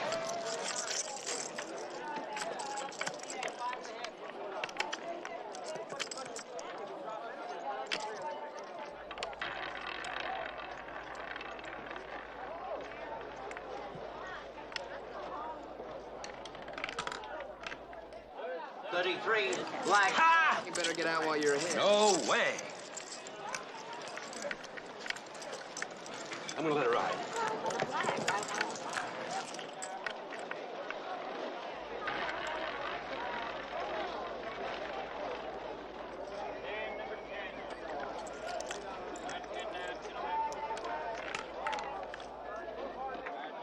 15, black. Commissioner. I'm on a winning streak. Can't lose. Don't leave me.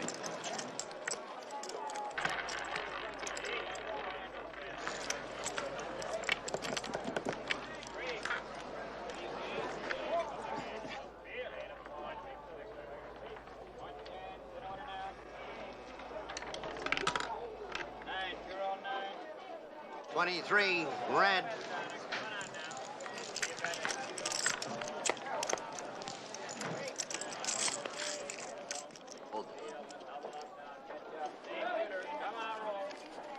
I want you to take this and don't let me touch it. If I ask for it, if I beg for it, turn me down. All I have left is a little change. Sir, maybe I better take that too. I want you to take this and put it in the hotel safe and get a receipt.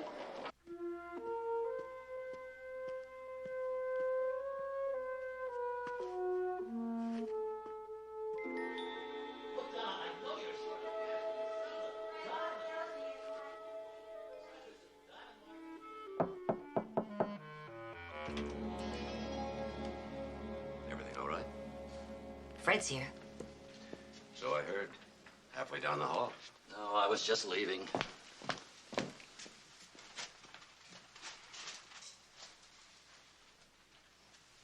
What's the matter? He's furious with me. Said I had no right to try and sell the diamonds. They've been in the family for generations. Why did you? I thought you'd ask me that. Everyone assumes Eric left me a fortune. He didn't? He didn't.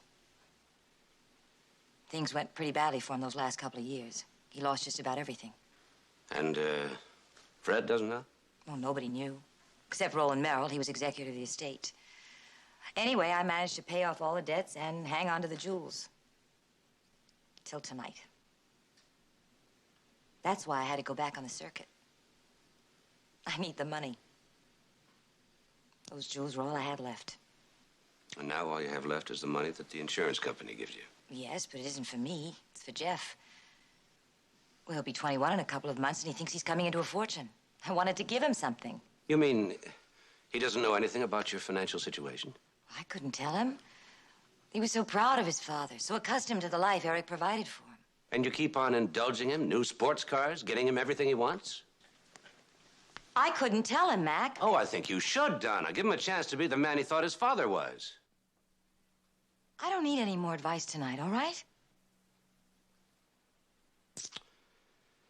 Yeah, I guess that just about does it.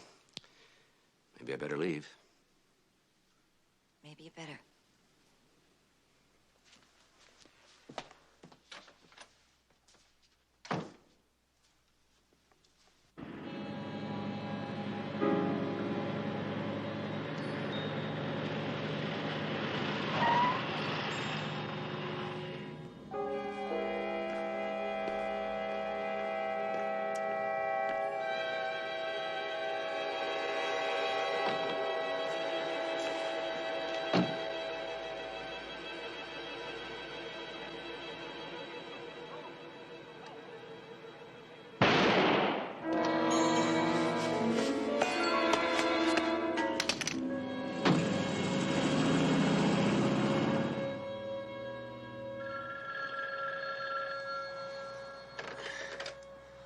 Yeah? Mac, I didn't want to call anybody else. Lieutenant Bodine just sent for me. I'll be right there. We found this beside the body. Must be the murder weapon. It's been wiped, but there's some real good prints on the clip. Shouldn't be too hard to trace a custom piece like this. You won't have to trace it, Lieutenant. Belongs to me.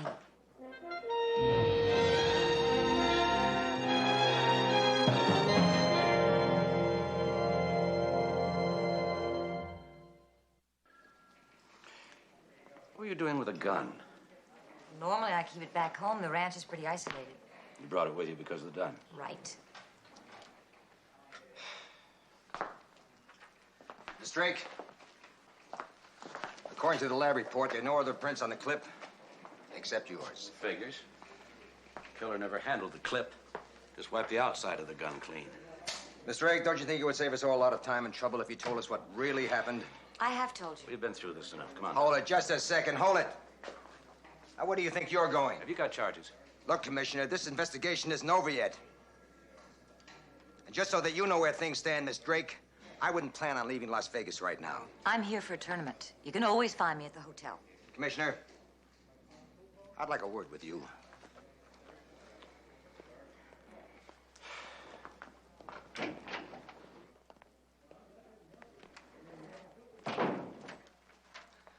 Now, look, Commissioner, you may be a big man in San Francisco, but in this town, you're just another tourist. You're suspicious only of her. Because I got 15 years on the force, and this whole thing stinks. First, there's a kidnapping. Then it turns out it isn't a kidnapping. It won't be the first time some rich kid tried to pull a scam like that. It's been tried. Let me tell you something else.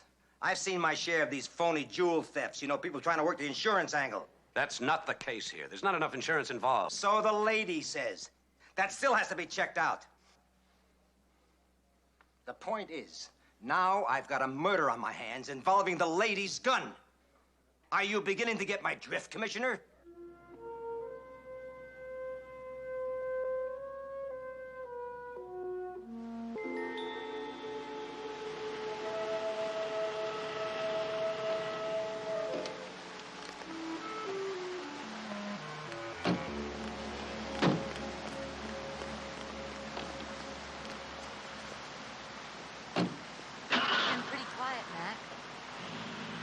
You must be tired. No, Good. Come on, take me home.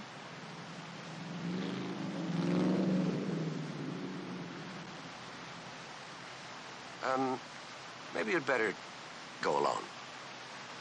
I mean, you'll never make Center Court this afternoon without some sleep. How noble. Beat it before I change my mind.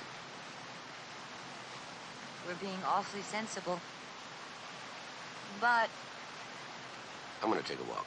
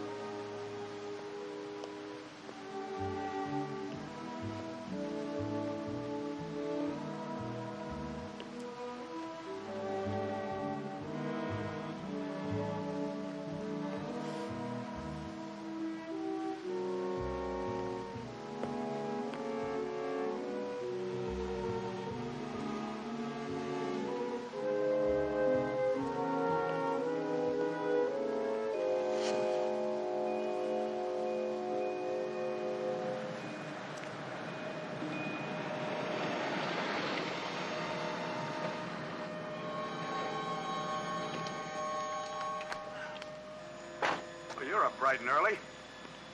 Yeah. It's quite a machine, isn't it? I wish somebody would buy me a toy like that. Yeah, I guess you could say she overdoes it a little bit. Yeah, particularly since she doesn't have that kind of money anymore. You know there wasn't much left of the estate after the debts were settled. Yeah, I'm trying to help, but, well... Can I give you a hand? No, that's all right. That's why I encouraged Donna to get back on the circuit. One of these days, I've been meaning to solder this thing back together for Donna. But I just have to find the time. Oh, by the way, anything new with the police? Yeah, they found the man who stole the diamonds. Well, that's fast work. Did they get the diamonds? No. He was dead when they found him. No diamonds. He was shot with Donna's gun. Donna's gun? It was in her room. Somebody stole it. Shot the thief with it.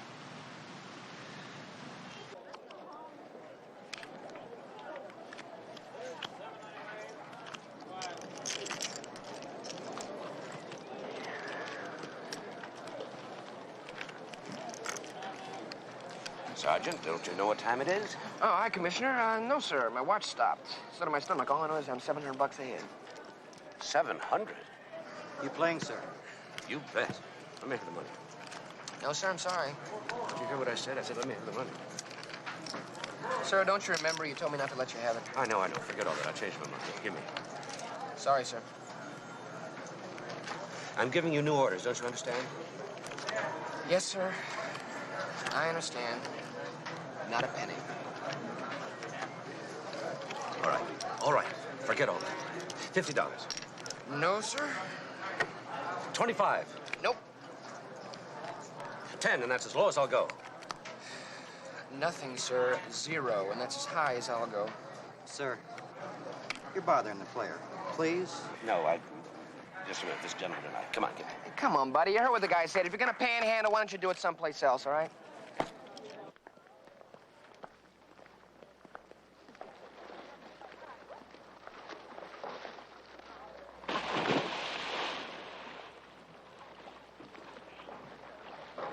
Hi. What's the latest from the fuzz? Hello, Jeff. Mac, did you hear about Betsy Stouffer? No. She's down with the flu. Oh? And we're in the quarterfinals. Oh, congratulations. Oh, yeah. We. Poor Betsy, as rotten as I feel, even with her 102 degrees fever, she'd have slaughtered me. Donna, I'm going to check in with the committee. Now, I want you to relax for about an hour, and then I want you to work out. You got it? Got it. Anybody eating this? Saw you come in this morning, Jeff. At 7 o'clock. Where were you? Couldn't sleep, I guess. I drove around. Drove around. Thought you said you burned out a clutch. Yeah, I gun it a little. So what? The bolts in the clutch plate haven't been touched. That's so what? You're lying. Hack, what are you doing? I asked you a question. Okay, what's the big deal? I met this girl back in L.A., except she works here in Vegas. So I came down a little earlier to see her, that's all. Is that why you pretended to have car trouble? Well, sure. I didn't want to hurt your feelings, Donna. I knew you were expecting me earlier. Is that where you were last night, too? I went over to see her. She wasn't there. I waited around. She never showed up. What about the signet ring, Jeff? Guess I left it at Cindy's. You were used. Your girlfriend is in on it. Give me your name and address.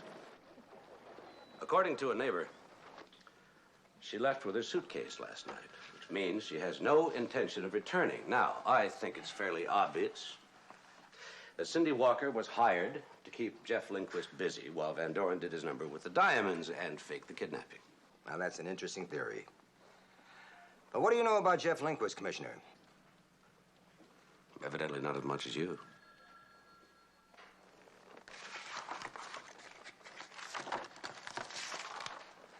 Jefferson Lindquist, bad checks, car theft. Look, I won't bore you with all of it, but no convictions. Looks like his stepmother was able to smooth things over. Did you run a fingerprint check on Van Doren? And is Van Doren his real name? His real name is Cecil Kaufman. Wanted in New York for embezzlement. Served time in Illinois for forgery. Any known associates? We went to his apartment this morning. We found this. Now, that's a pretty cozy little group, Commissioner. Jeff Lindquist, Van Doren, and what has got to be Cindy Walker. Here.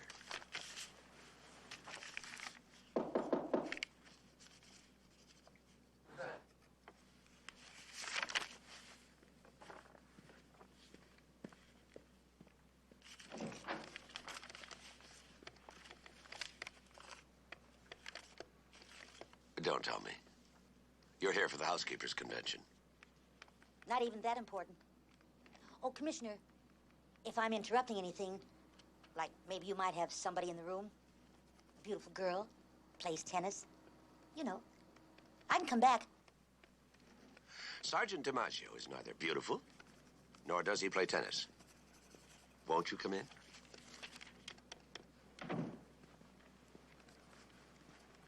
Yep, you're right. He is the only one here. Oh, no offense, Sergeant.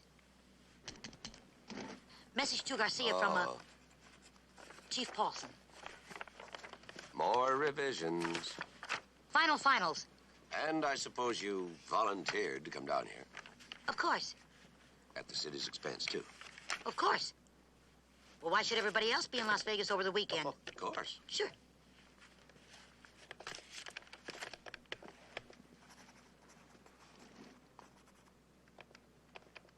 How's tennis? Agatha, out.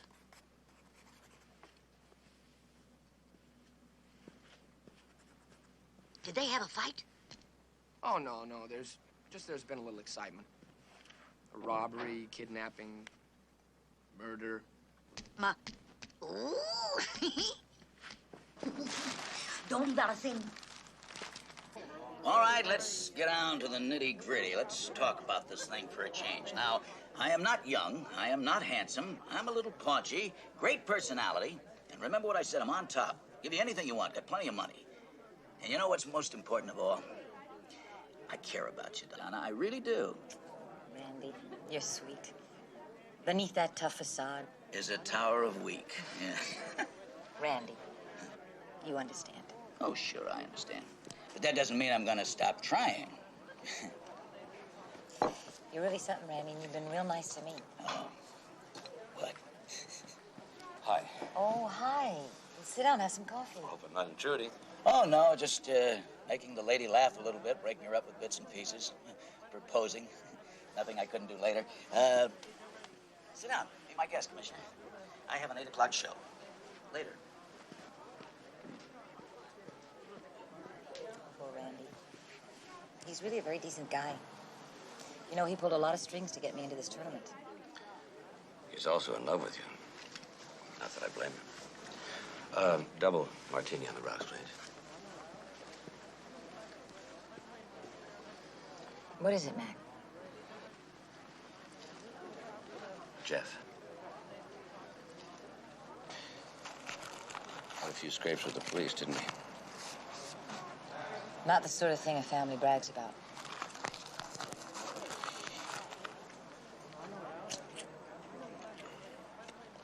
There's something else. Did you know that Jeff and his girlfriend knew Van Doren? Must be an explanation. Donna, did Jeff know you had your gun with you? Mac, you can't suspect him. Take a look at it. First, he arrives late, which sets you up for a fake kidnapping. Then the police find a photograph with Jeff and Cindy Walker and Van Doren. Then Van Doren is killed with your gun while Jeff is driving around.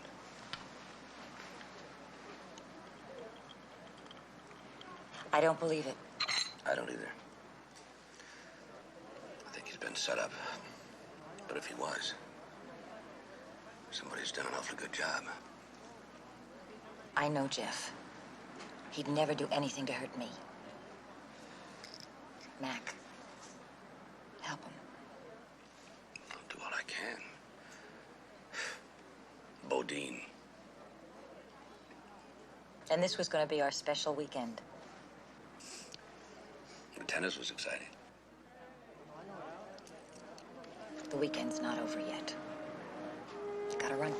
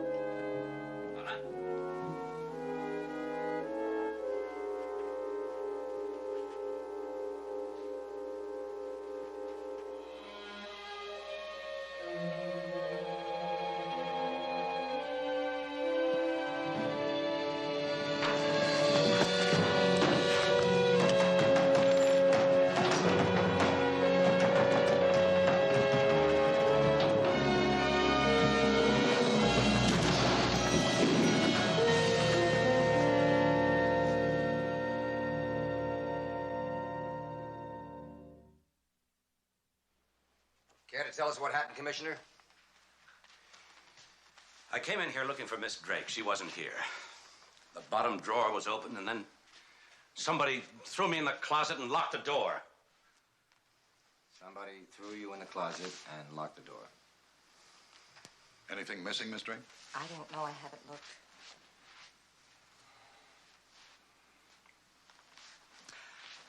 Commissioner, you said there was a drawer open. Yeah, on the bottom right. Bottom on the right. Let's see. Oh. What have we here?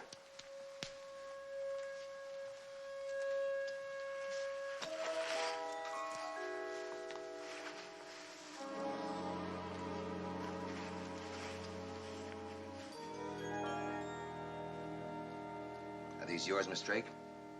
Yes, but where'd they come from? Well, considering the experience the commissioner had with the closet, I don't imagine he put them there. That's a gratifying conclusion, Lieutenant. Or maybe they were there all along. Could be, Lieutenant. Nobody searched this room last night. Or it could be the commissioner surprised somebody in the act of planning them. There's another possible explanation, Lieutenant. Oh, really? You care to give us the benefit of your, expertise? Yeah. Maybe they're fakes. They haven't checked out. Don't worry, Commissioner. I intend to do just that. Meanwhile, do you mind if I take these along, Miss Drake? I'll see that you get a receipt. Go right ahead. Gentlemen? Good night.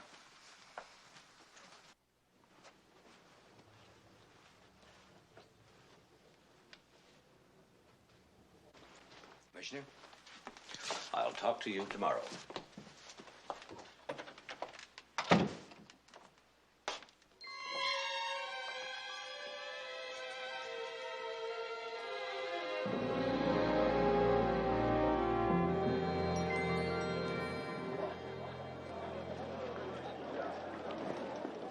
My, we look bright-eyed this morning. Did we have a big night? We are much too nosy, and we should learn to mind our own business. Well, I just thought, Agatha, how about a little advance? Say 50? planning on feeding the slots this morning? Who, me? Don't be silly. I just want to get my hair done. Mm-hmm. Sorry. Oh, come on. What about your mad money? I forgot all about that. Not much, but I'll take it. Hey, wait a minute. No, it's mine. You can't. You weren't thinking of gambling. Me? Good. Now, all I have to do is just find myself a good hairdresser. You'll find the quarter slots on the other side of the bar. Telephone, please. Commissioner McMillan. They're calling you, Commissioner.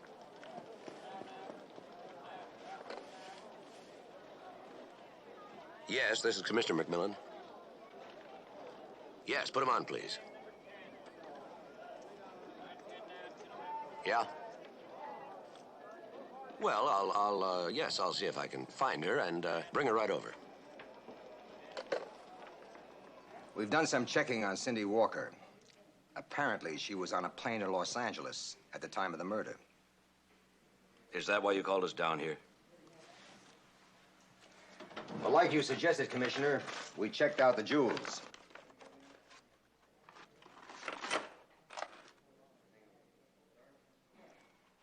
They're fakes, Miss Drake. They're all made out of paste.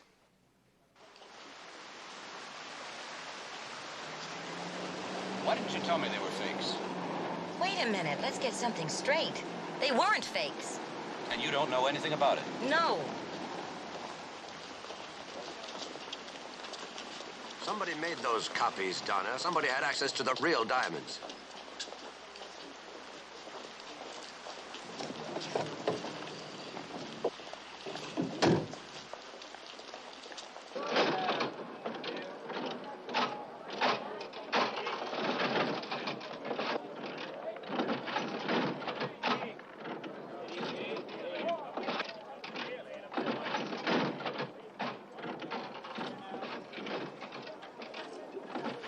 How are you doing? Oh.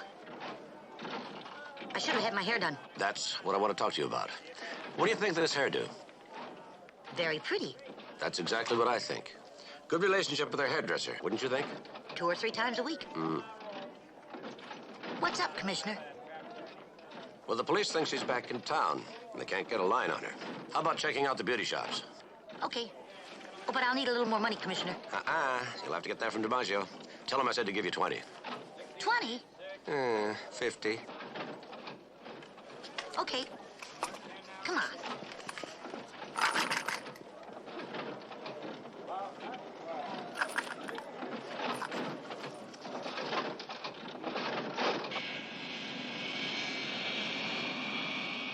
This is Cindy.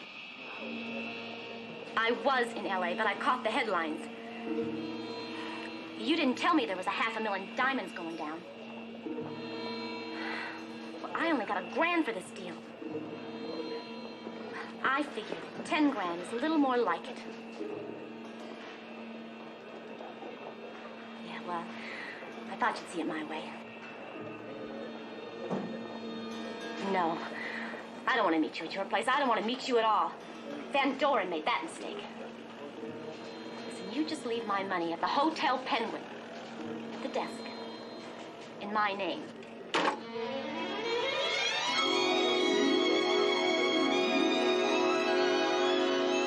Got your information, Commissioner. The big jewelry outfits are all closed over the weekend, so I located another expert. Benny Musgrove. Who? You remember? Benny the Iceman. Right. Well, he's on parole now, sir, but he's working with an insurance firm as a consultant. Benny? Long time. Hi, Commissioner. There are several top people around who do excellent base copy work with jewelry. Uh-huh. Due to the high cost of insurance these days, people often lock up the real stuff in a vault Uh-huh. and wear the fakes. Jewelry is frequently copied for this purpose. I see. And how long would that take? That quality ice? It'd take weeks to duplicate them, Commissioner. And of course, they'd need the originals to work from, wouldn't they? Absolutely. Okay, thanks, Benny. Sorry to mess up your weekend, Charlie. Oh, that's okay, Commissioner. How's DiMaggio doing? Oh, fine. He's very good at numbers. On the budget? At the tables. Bye. Goodbye, sir. Don't make any sense. Oh.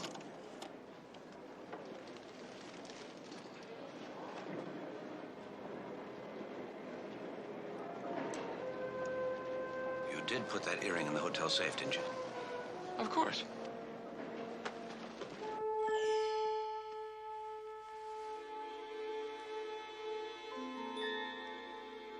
Remarkable piece of work. Unusually fine craftsmanship. But is it genuine? But of course.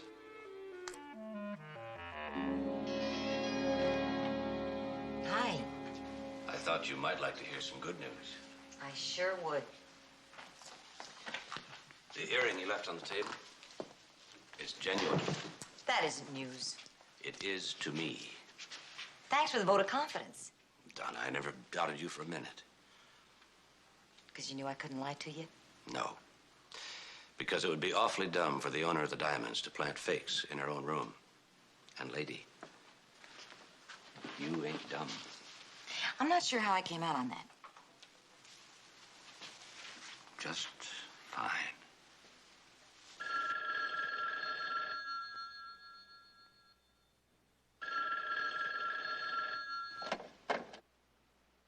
Is Commissioner McMillan there? It's for me. Hello. I hope I didn't interrupt anything. How did you know where I was? Where else would you be? No, Agatha, you didn't interrupt a thing. Not only did I find Cindy's hairdresser, but I found Cindy. She was getting her hair done. I followed to the Penguin Hotel. That's where I am now, in the lobby. I'll be right there.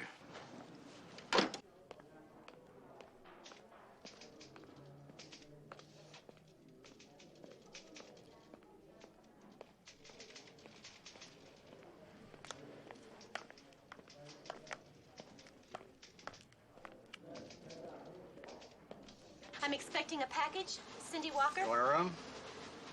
Do you have anything for me?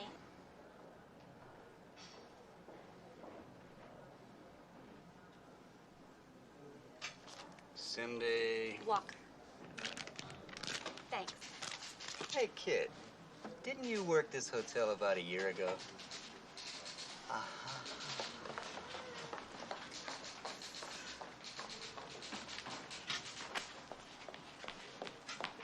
Hey, buddy, I'm supposed to meet a guy here. His name's McMillan. How long you need the room? Oh, wait a minute. You don't understand. You see, he's tall, dark, and handsome. When he gets here, tell him that Agatha had to leave. What did you do, hypnotize him? How'd you like a punch in the nose?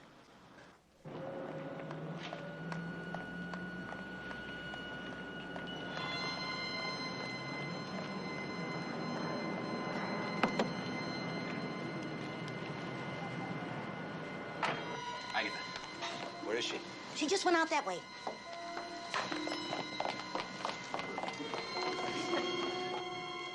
How did she do it?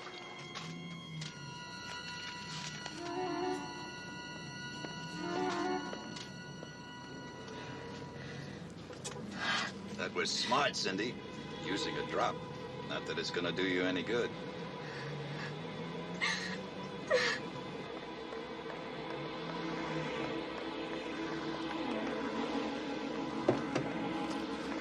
No! Don't, please let me go. Please, just let me go. No!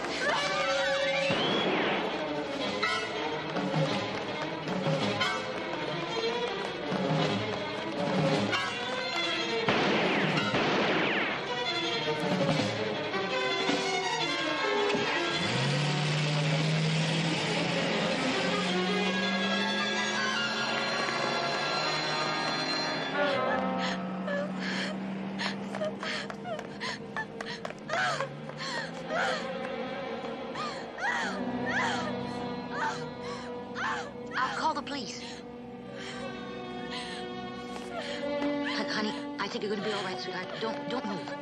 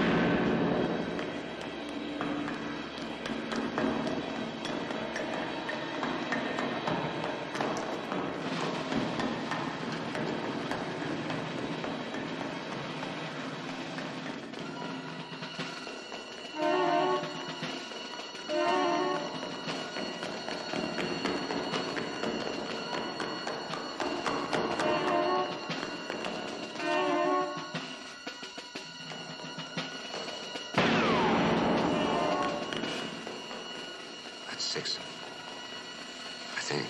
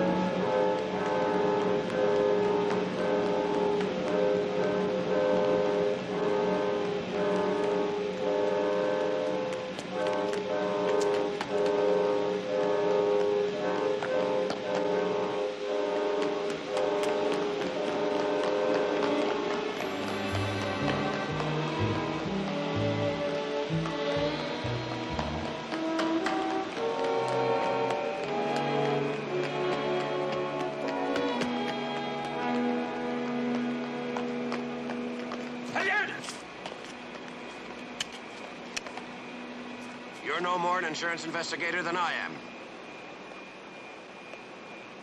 Cindy's alive, Hilliard. She's gonna talk. By that time, I'll be 5,000 miles away. With what? Where are the jewels? Who's your partner, Hilliard? He's got the jewels, hasn't he? That's real good, Commissioner. But as soon as they're fenced, I'll get my cut. Throw down the gun. Throw down the gun. Put up your hands and don't move. Wait!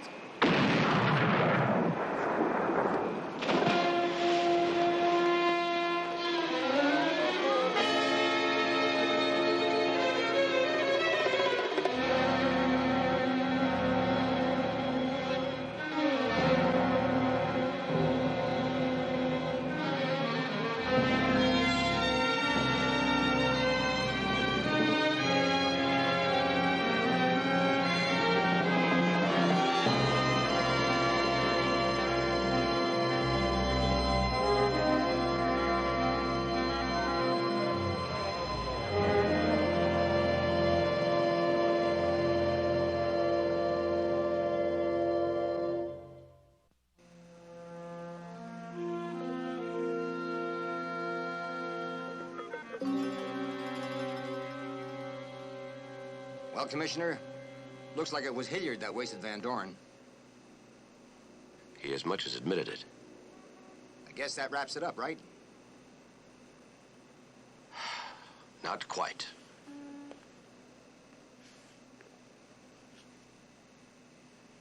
He told me he was working with somebody else. Did he say who? He was just about to tell me when you shot him.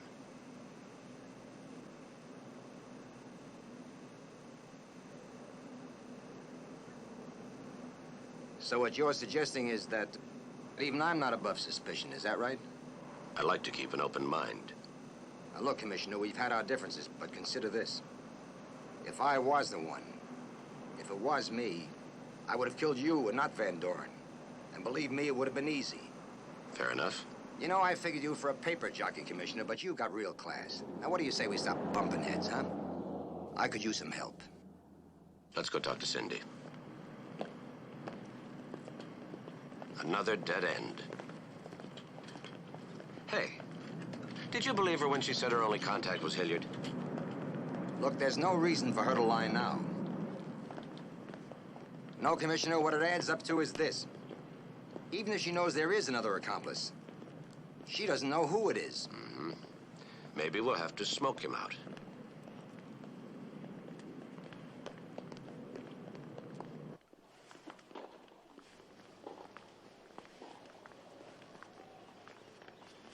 Donna, will you stop pacing? You're making me nervous.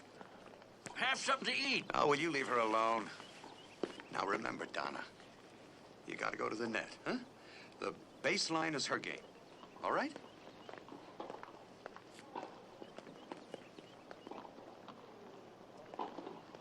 For luck, hon. Fred, thank you. Lovely. It's okay. What are you trying to do? Give a hay fever? Mac, what happened? I didn't think you'd make it. Well, we had a little excitement. Seems Hilliard was the one who killed Van Doren. They caught him? Yeah, he put up a hell of a fight. Lieutenant Bodine had to shoot him. Is he dead? Fortunately not. He's in emergency surgery now. What about the jewels? They still haven't showed up, but I'm sure they will. Seems Hilliard had a partner. As soon as he gets out of surgery, he's gonna talk. I mean, he's certainly not gonna take the rap alone.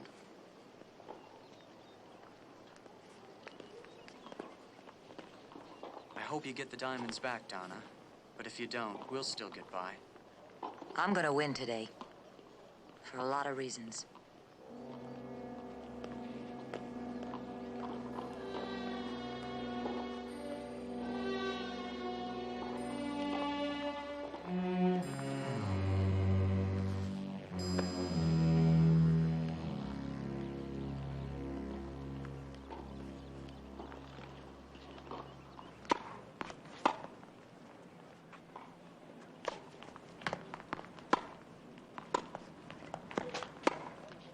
This is so exciting. How many innings do they get? I don't know. Depends on how many golf bats they use.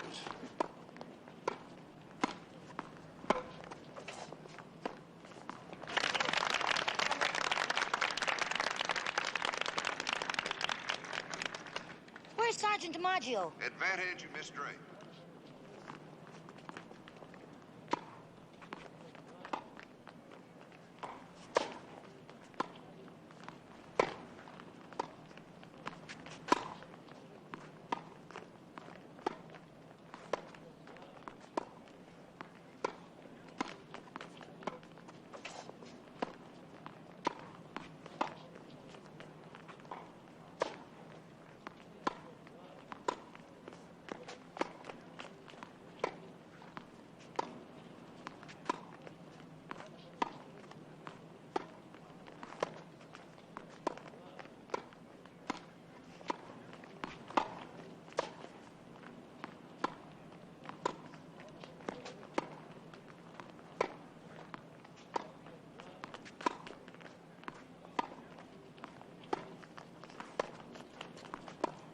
Wait a minute. You're gonna miss the big finish. I'll be back.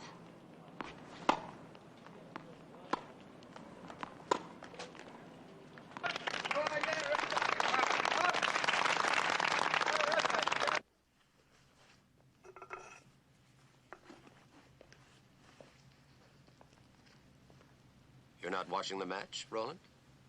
Oh, it's too much tension, I guess. It's funny. I always thought you were the coolest. You knew exactly what to do when Eric Lindquist died. What are you talking about? I'm talking about the executor of Eric's estate. You're the only one beside Donna who had access to the jewels. And you had them copied, didn't you? That's utter nonsense. You're being ridiculous, Mac. Of course it was you. You're the only one who knew enough about Jeff to manipulate him. Are you through? Hilliard's gonna talk. You know that, don't you?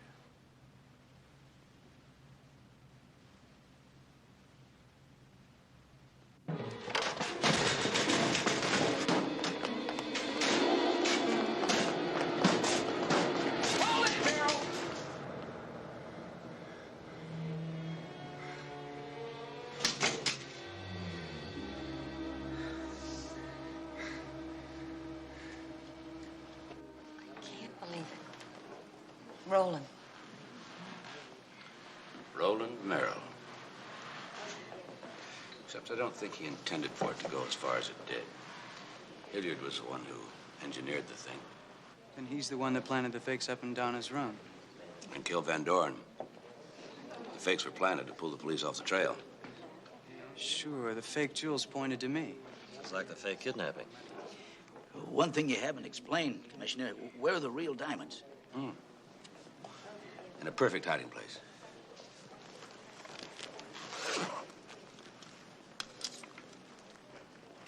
Would you care to open?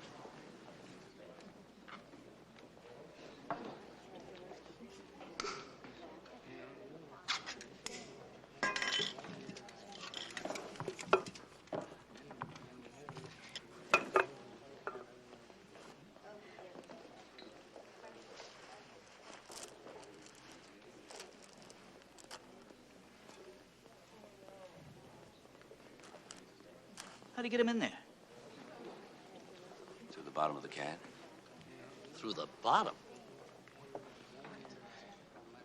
I noticed a soldering iron in the trunk of Merrill's car yesterday. Didn't pay much attention to it at the time. He said he was going to repair a trophy. Then just a little while ago, it hit me. The trophy was made of stainless steel. But you can't solder stainless steel.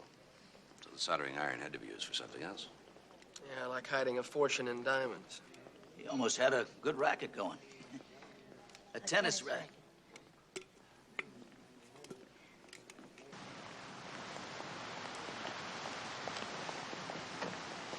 That was a great weekend. We ought to do this again sometime. DiMaggio. What? Oh, the money. Yes, sir. Yes, sir. Right here, down to the last cent, except for the 100 that I gave to Agatha. 100? I said 50. Is that what you said? I never could get numbers straight. You will when you get your next paycheck. Why don't you just slip it in your new budget?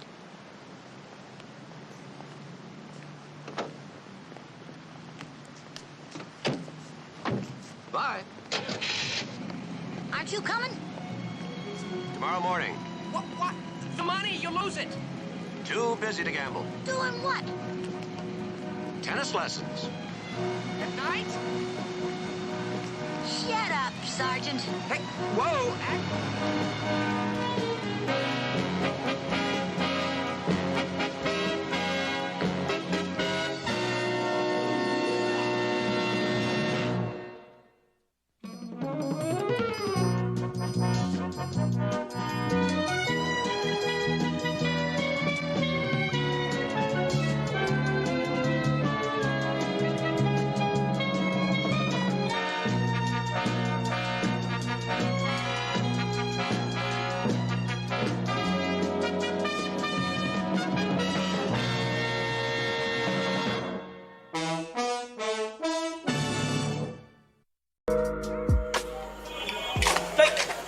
ও তুমি ডরাইছেন? ডরাবো কেন? মাগের এরকম আতকা মায়া মনে সামনে চলে আসলে তো একটু চিন্তা লাগেই। আর কালকে আবার তোমার মামার সাথে চ্যালেঞ্জ। বইলা আইসো শেষবার মতো চুলদারি আশ্রয় আসতে। শুনেন, কালকের খেলায় আপনি হারবেন। বাবা, কনফিডেন্স দেখছো মেয়ে? যদি না হারছেন তাহলে কিন্তু বললাম এটা দিয়ে আমি আমার হাতে আপনার নাম লিখুন। মানে তো তখনই বুঝবেন যখন এটার দায় আপনার উপর পড়বো। সরেন। আরে ভাই, নাম লিখবা মানে? কি মুসিবতে বললাম, জিততে না পারে এখন 2 নাম্বারই।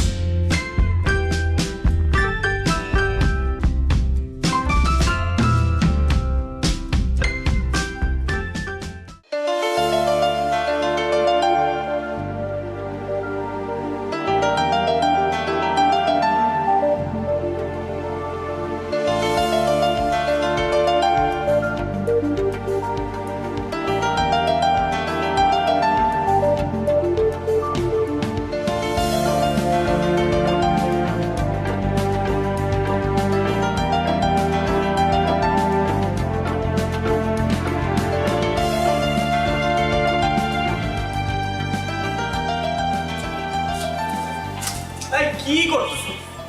এটা কি করলি তুই মামা বলতো? শেষ পর্যন্ত ওই হাবলু মামার কাছে। সরি বলছি তো, মিস্টেক হয়েছে। আর এটা খেলা না, খেলাতে হার জিত থাকি। এই কথা তুই বলতেছিস? 3 বারের চ্যাম্পিয়ন নিলয় বলতেছে এই কথা, শেষ পর্যন্ত খেলায় হার জিত থাকেই। হ্যাঁ বলতেছি, এবার হয় না আগামীবার হইব। আর শোন, আমাদের না বয়স বেশি হয়ে গেছে, ঠিক আছে? এখন এটা জুনিয়রদের করা কাম, আমরা অনেক সিনিয়র হয়ে গেছি। এই দাঁড়া দাঁড়া, জুনিয়র? হ্যাঁ, কোন অ্যাঙ্গেল ওই হাবলু মামার তো জুনিয়র মনে হলো? কত দেখি। এই কথা শোনার পরে ওই হাবলু মামা সানফ্লাওয়ার তেল মাইরা ঠিক ঠিক করে হাসবো। তুই এমন একটা কাজ করছিস মামা, এলাকায় মুখ দেখানোর মতো অবস্থা থাকলো না। টাকা দিতেছি, একটা কাজ কর, বোরকা কিনা পিন্দা ঘুরতে থাক, ঠিক আছে? এলাকায় মুখ দেখাইতে হইব না। দাঁড়া দাঁড়া দাঁড়া, আমার মনে হইতেছে কেউ তোরে তাবিজ করছে।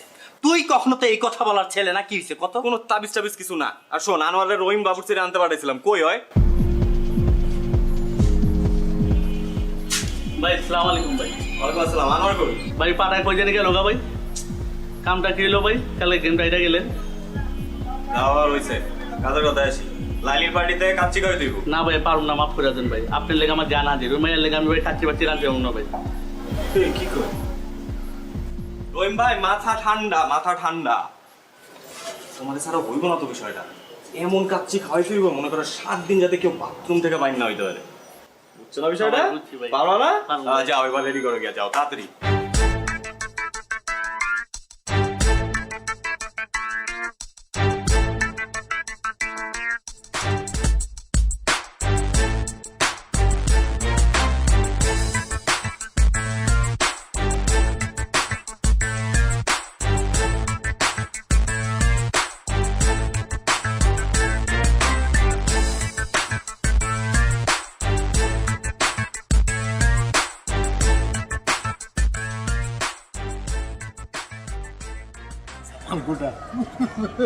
একটু বড় খবর হইব।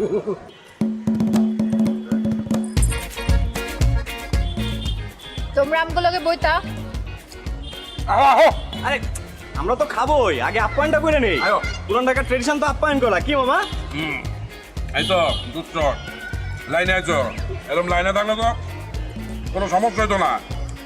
খুব তো কইছিল খেলার কথা, এখন বুঝছো খেলা কি? এখন একদম ক্লিয়ার মামা। আপনার একটু কাছে দিই। আলু দিই, আলু আলু। না না আলু না, গোস্ত দাও, গোস্ত দাও। এই যে গোস্ত দিই। অনেক মজা হয়েছে। এই লাইনে দাও, লাইনে দাও। আলু ল ল ল ল লাইলি ল। তুমি লই বানি খাইতা মজা তো। তুমি একটু খাও। সবাই আমগুলোকে খাইতা। আরে খাবো তো, খাবার তো আছে। আমগুলোকে খাও। আরে মামা খান তো, আছে কিছু লাগলে বললেন কিন্তু। মজা হয়েছে না? আসলে না তুলো গোস্ত ল।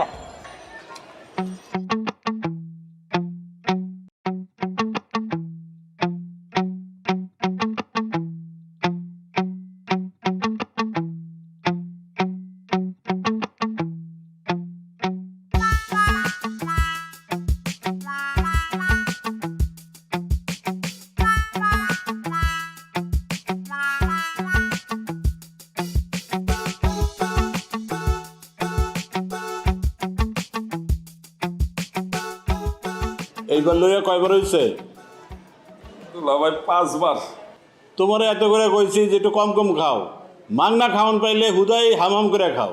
দুলা ভাই আমি তো মাগনা খাওয়ান খাই ভাই, আমরা তো বাজিতে জিতছি আর আমি তো পরিমাণ মতোই খাইছি। বিশ্বাস করেন দুলা ভাই, আমি নিশ্চিত ওরা খাওয়ানোর মধ্যে কিছু মিশাইছে। লাইলিও তো পরিমাণ মতো খাইছে, ওরা তো পেট নামছে শুনছি। হ্যাঁ, মানুষের খায় কাম নাই, তোমার খাওয়ানোর লোকে কিছু মিলাইছে। ভাই আপনি জানেন না, ওরা অনেক ডেঞ্জারাস, অনেক ডেঞ্জারাস দুলা ভাই। ওরা প্রত্যেকটা ধরে ধরে ফাঁসি দেওয়া উচিত দুলা ভাই। আমি খালি একটু সোজা হয়ে দাঁড়াইলই, তারপর দেখেন আমি রাজপথে নামবো, রাজপথে নামবো, আমি আন্দোলন করবো গো ফাঁসির লিগা। যাও যাও, তুমি তোমার কামে যাও, আমি তোমার লেগে কেড়ে বয়ে থাকো। আপনি একটু বহান ভাই।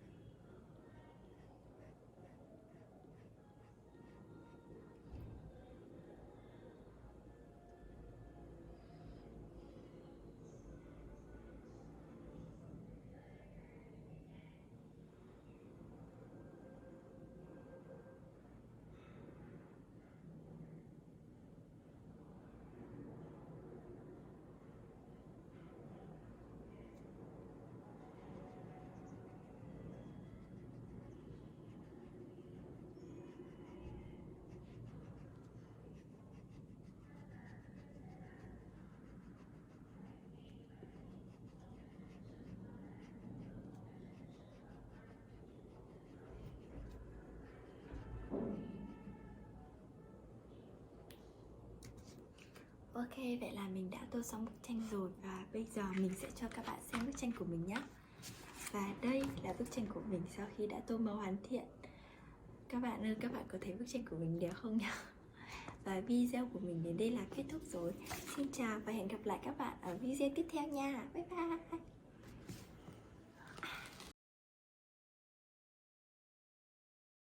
Đến là màu xanh lá cây.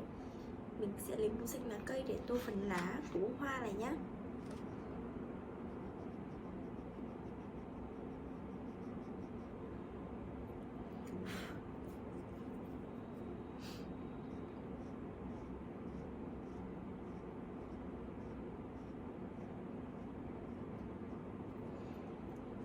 Và tiếp theo là màu vàng nha.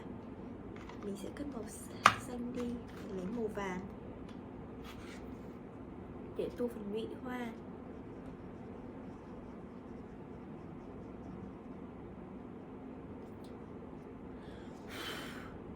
Phần nhụy hoa này khá là bé nên là mình tô rất là nhanh. Mình vừa tô xong rồi.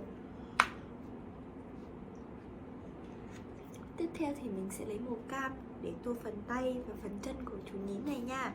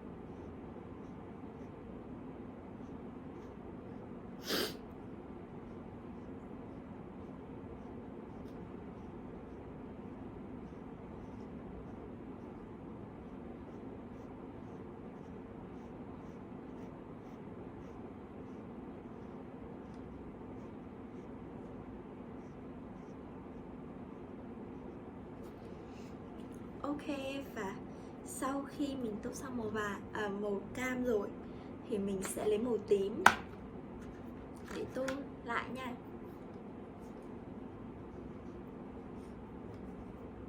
Mình sẽ tô phần mũi.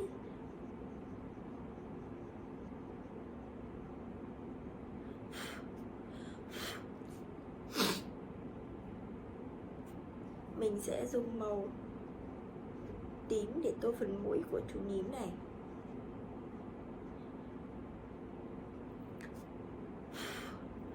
Và phần tay và phần chân của chú nhím luôn nha.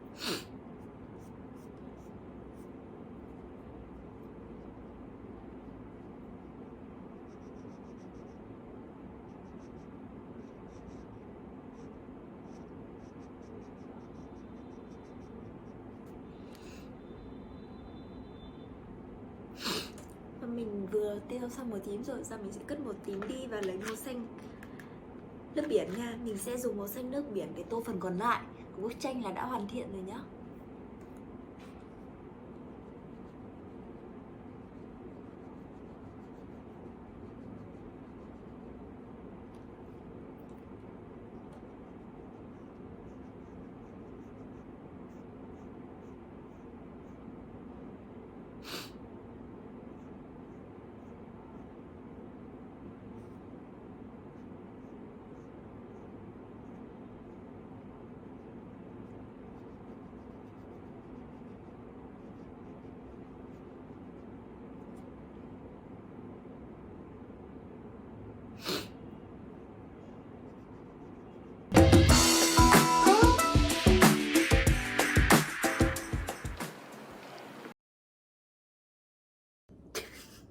Sợ à. Mình tự giấu đi mà. Hãi vậy. Chết mất. Cô sinh viên.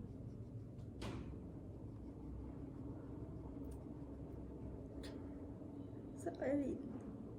Thảo mày mới dùng ok không?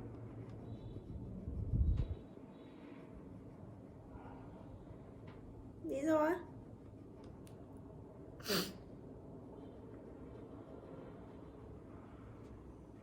Thảo ít cái mắt nó thế. Dùng máy cảnh hồi trước. Mà dùng thích mà. Ít mắt to xem gì cũng thích. Dạ, nó to bằng 11 Pro Max, 12 Pro Max chứ bao nhiêu. Cùng một khuôn đi. Sợ à, thôi chê. Em chê chị á. Thế nhá, không là bỏ ai kém sang đi. Và tự đi đi.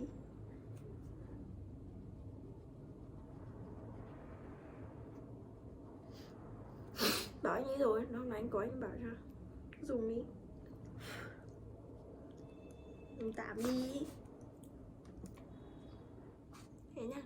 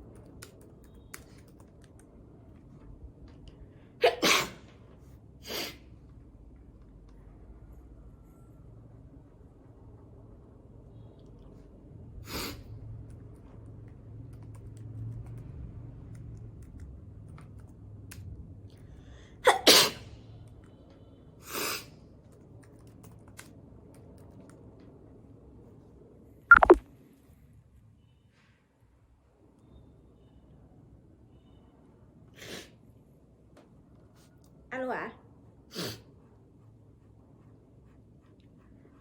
Cái máy tính của con nó bị đầy mấy cái video chớt vào ấy. Nó đã ấy đâu. Nó bị nhiều quá ấy. Đâu chỉ còn muốn quay luôn ấy. Rồi đang hang kiếm tiền hay sao ấy. Muốn quay luôn.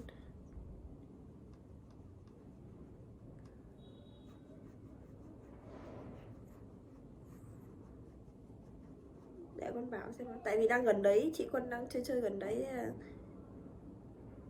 Vâng. Ý là đang chơi gần đấy. Đang ở đấy. Vâng. Để con bảo.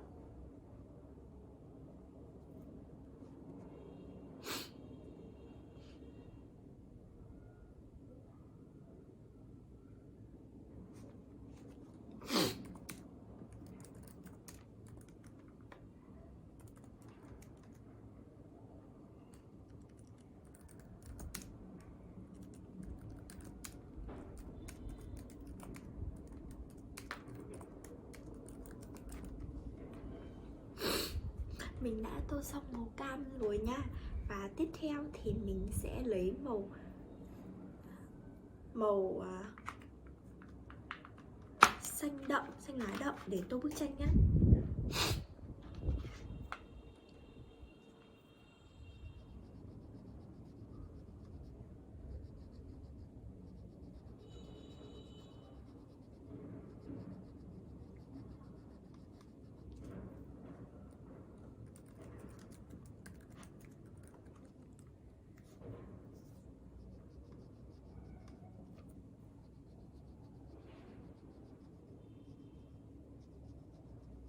আব্বা আম্মায় যদি তোর ছোটকালে জানতো তোর হাইটের লগে তোর গাদামির হাইটটা একটু বাড়বো, তাহলে নিজ দিয়ে এমনিতেই 6 ইঞ্চি কেটে দিত, তোর আর গাদামি বাড়তো।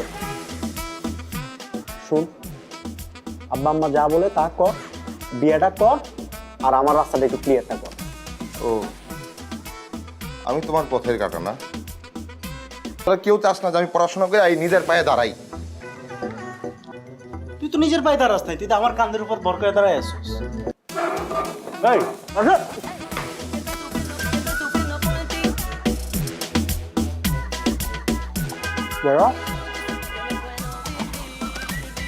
এই কি তোরা সকালবেলা এরকম কান্দতেছিস কেন? আব্বাও কান্দতেছে, আম্মাও কান্দতেছে। আম্মা কি সকালবেলা কি সিরিয়াল দেখা শুরু করছে? তাহলে কিছু চুরি হয়েছে বাসা? কেউ মারা গেছে? কেউ কি মরার আগে হসপিটালে অ্যাডমিট হয়েছে? তাহলে কি হয়েছে? সবাই এরকম আয়োজন করে কাঁদতেছে কেন? বাবা মা বলতেছে আমার নাকি পড়াশোনার দরকার নাই, ধান থাকলে নাকি ধানের মাঝে চিটাও থাকে, আমি নাকি চিটা। হ্যাঁ, তোর তো ঠিকই বলছে। আর তুই কখনো দেখছো আব্বা আম্মা পোলাপানের সাথে মিথ্যা কথা বলে? ভাই কি ওই কথা কইছে? কইছে আমার 1 মাসের মধ্যে বিয়ে করা লাগবে, বিয়ে করে 9 মাসের মধ্যে বাচ্চা পয়দা দেওয়া লাগবে। মাত্র 9 মাস টাইম দিছে? তুই তো নির্ঘাত ফেল করবি। মানে তোর যে পড়াশোনার কন্ডিশন, তুই 9 মাসের সাথে তোর আরো মিনিমাম 4 মাস টাইম দেওয়া লাগবে, তারপর যদি বাড়ো। আচ্ছা, দোকানদাররা অবশ্য নতুন যারা বিয়ে করে তাকে চেয়ার দিকে তাকায় থাকে 2 পয়সা ইনকামের জন্য। তোর দিয়ে এটাও হবে না, তুই চিন্তা বাদ। হ্যাঁ বল। তুইও কি? আমি আগে সন্দেহ করছিলাম তুই আমার মায়ের পেটের ভাই না। মায়ের পেটের ভাই হলে তুই এরকম করে কথা বলতে পারতি না। তোর আমার না কোনো মিল নাই, না আছে স্বভাবের মিল, না আছে চরিত্রের মিল, না আছে তোর এই যে চেহারার মিল, গায়ের কালারের মিল, কোনো কিছু মিল নাই। বাইকটা শোন, আব্বা আম্মায় যদি তোর ছোটকালে জানতো তোর হাইটের লগে তোর গাদামির হাইটটা একটু বাড়বো, তাহলে নিজ দিয়ে এমনিতেই 6 ইঞ্চি কেটে দিত, তোর আর গাদামি বাড়তো। শুন, আব্বা আম্মা যা বলে তা কর, বিয়েটা কর, আর আমার রাস্তাটা একটু ক্লিয়ারটা কর। ও, আমি তোমার পথের কাটা না? আমি তোমার জীবনের বাধা? তোরা কেউ আমার ভালো চাস না, তোরা কেউ চাস না যে আমি পড়াশোনা করে এই নিজের পায়ে দাঁড়াই। তুই তো নিজের পায়ে দাঁড়াস নাই, তুই তো আমার কাঁধের উপর ভর করে দাঁড়ায় আসছিস। শোন, আমি তোর ছোট হিসেবে চাই তুই আব্বা আম্মার কথাটা শোন, তুই 1 মাসের মধ্যে বিয়েটা কর, আমি কবজি ডুবায়া তোর বিয়ের কাচ্চি খাবো, বুঝছস? এই আসো।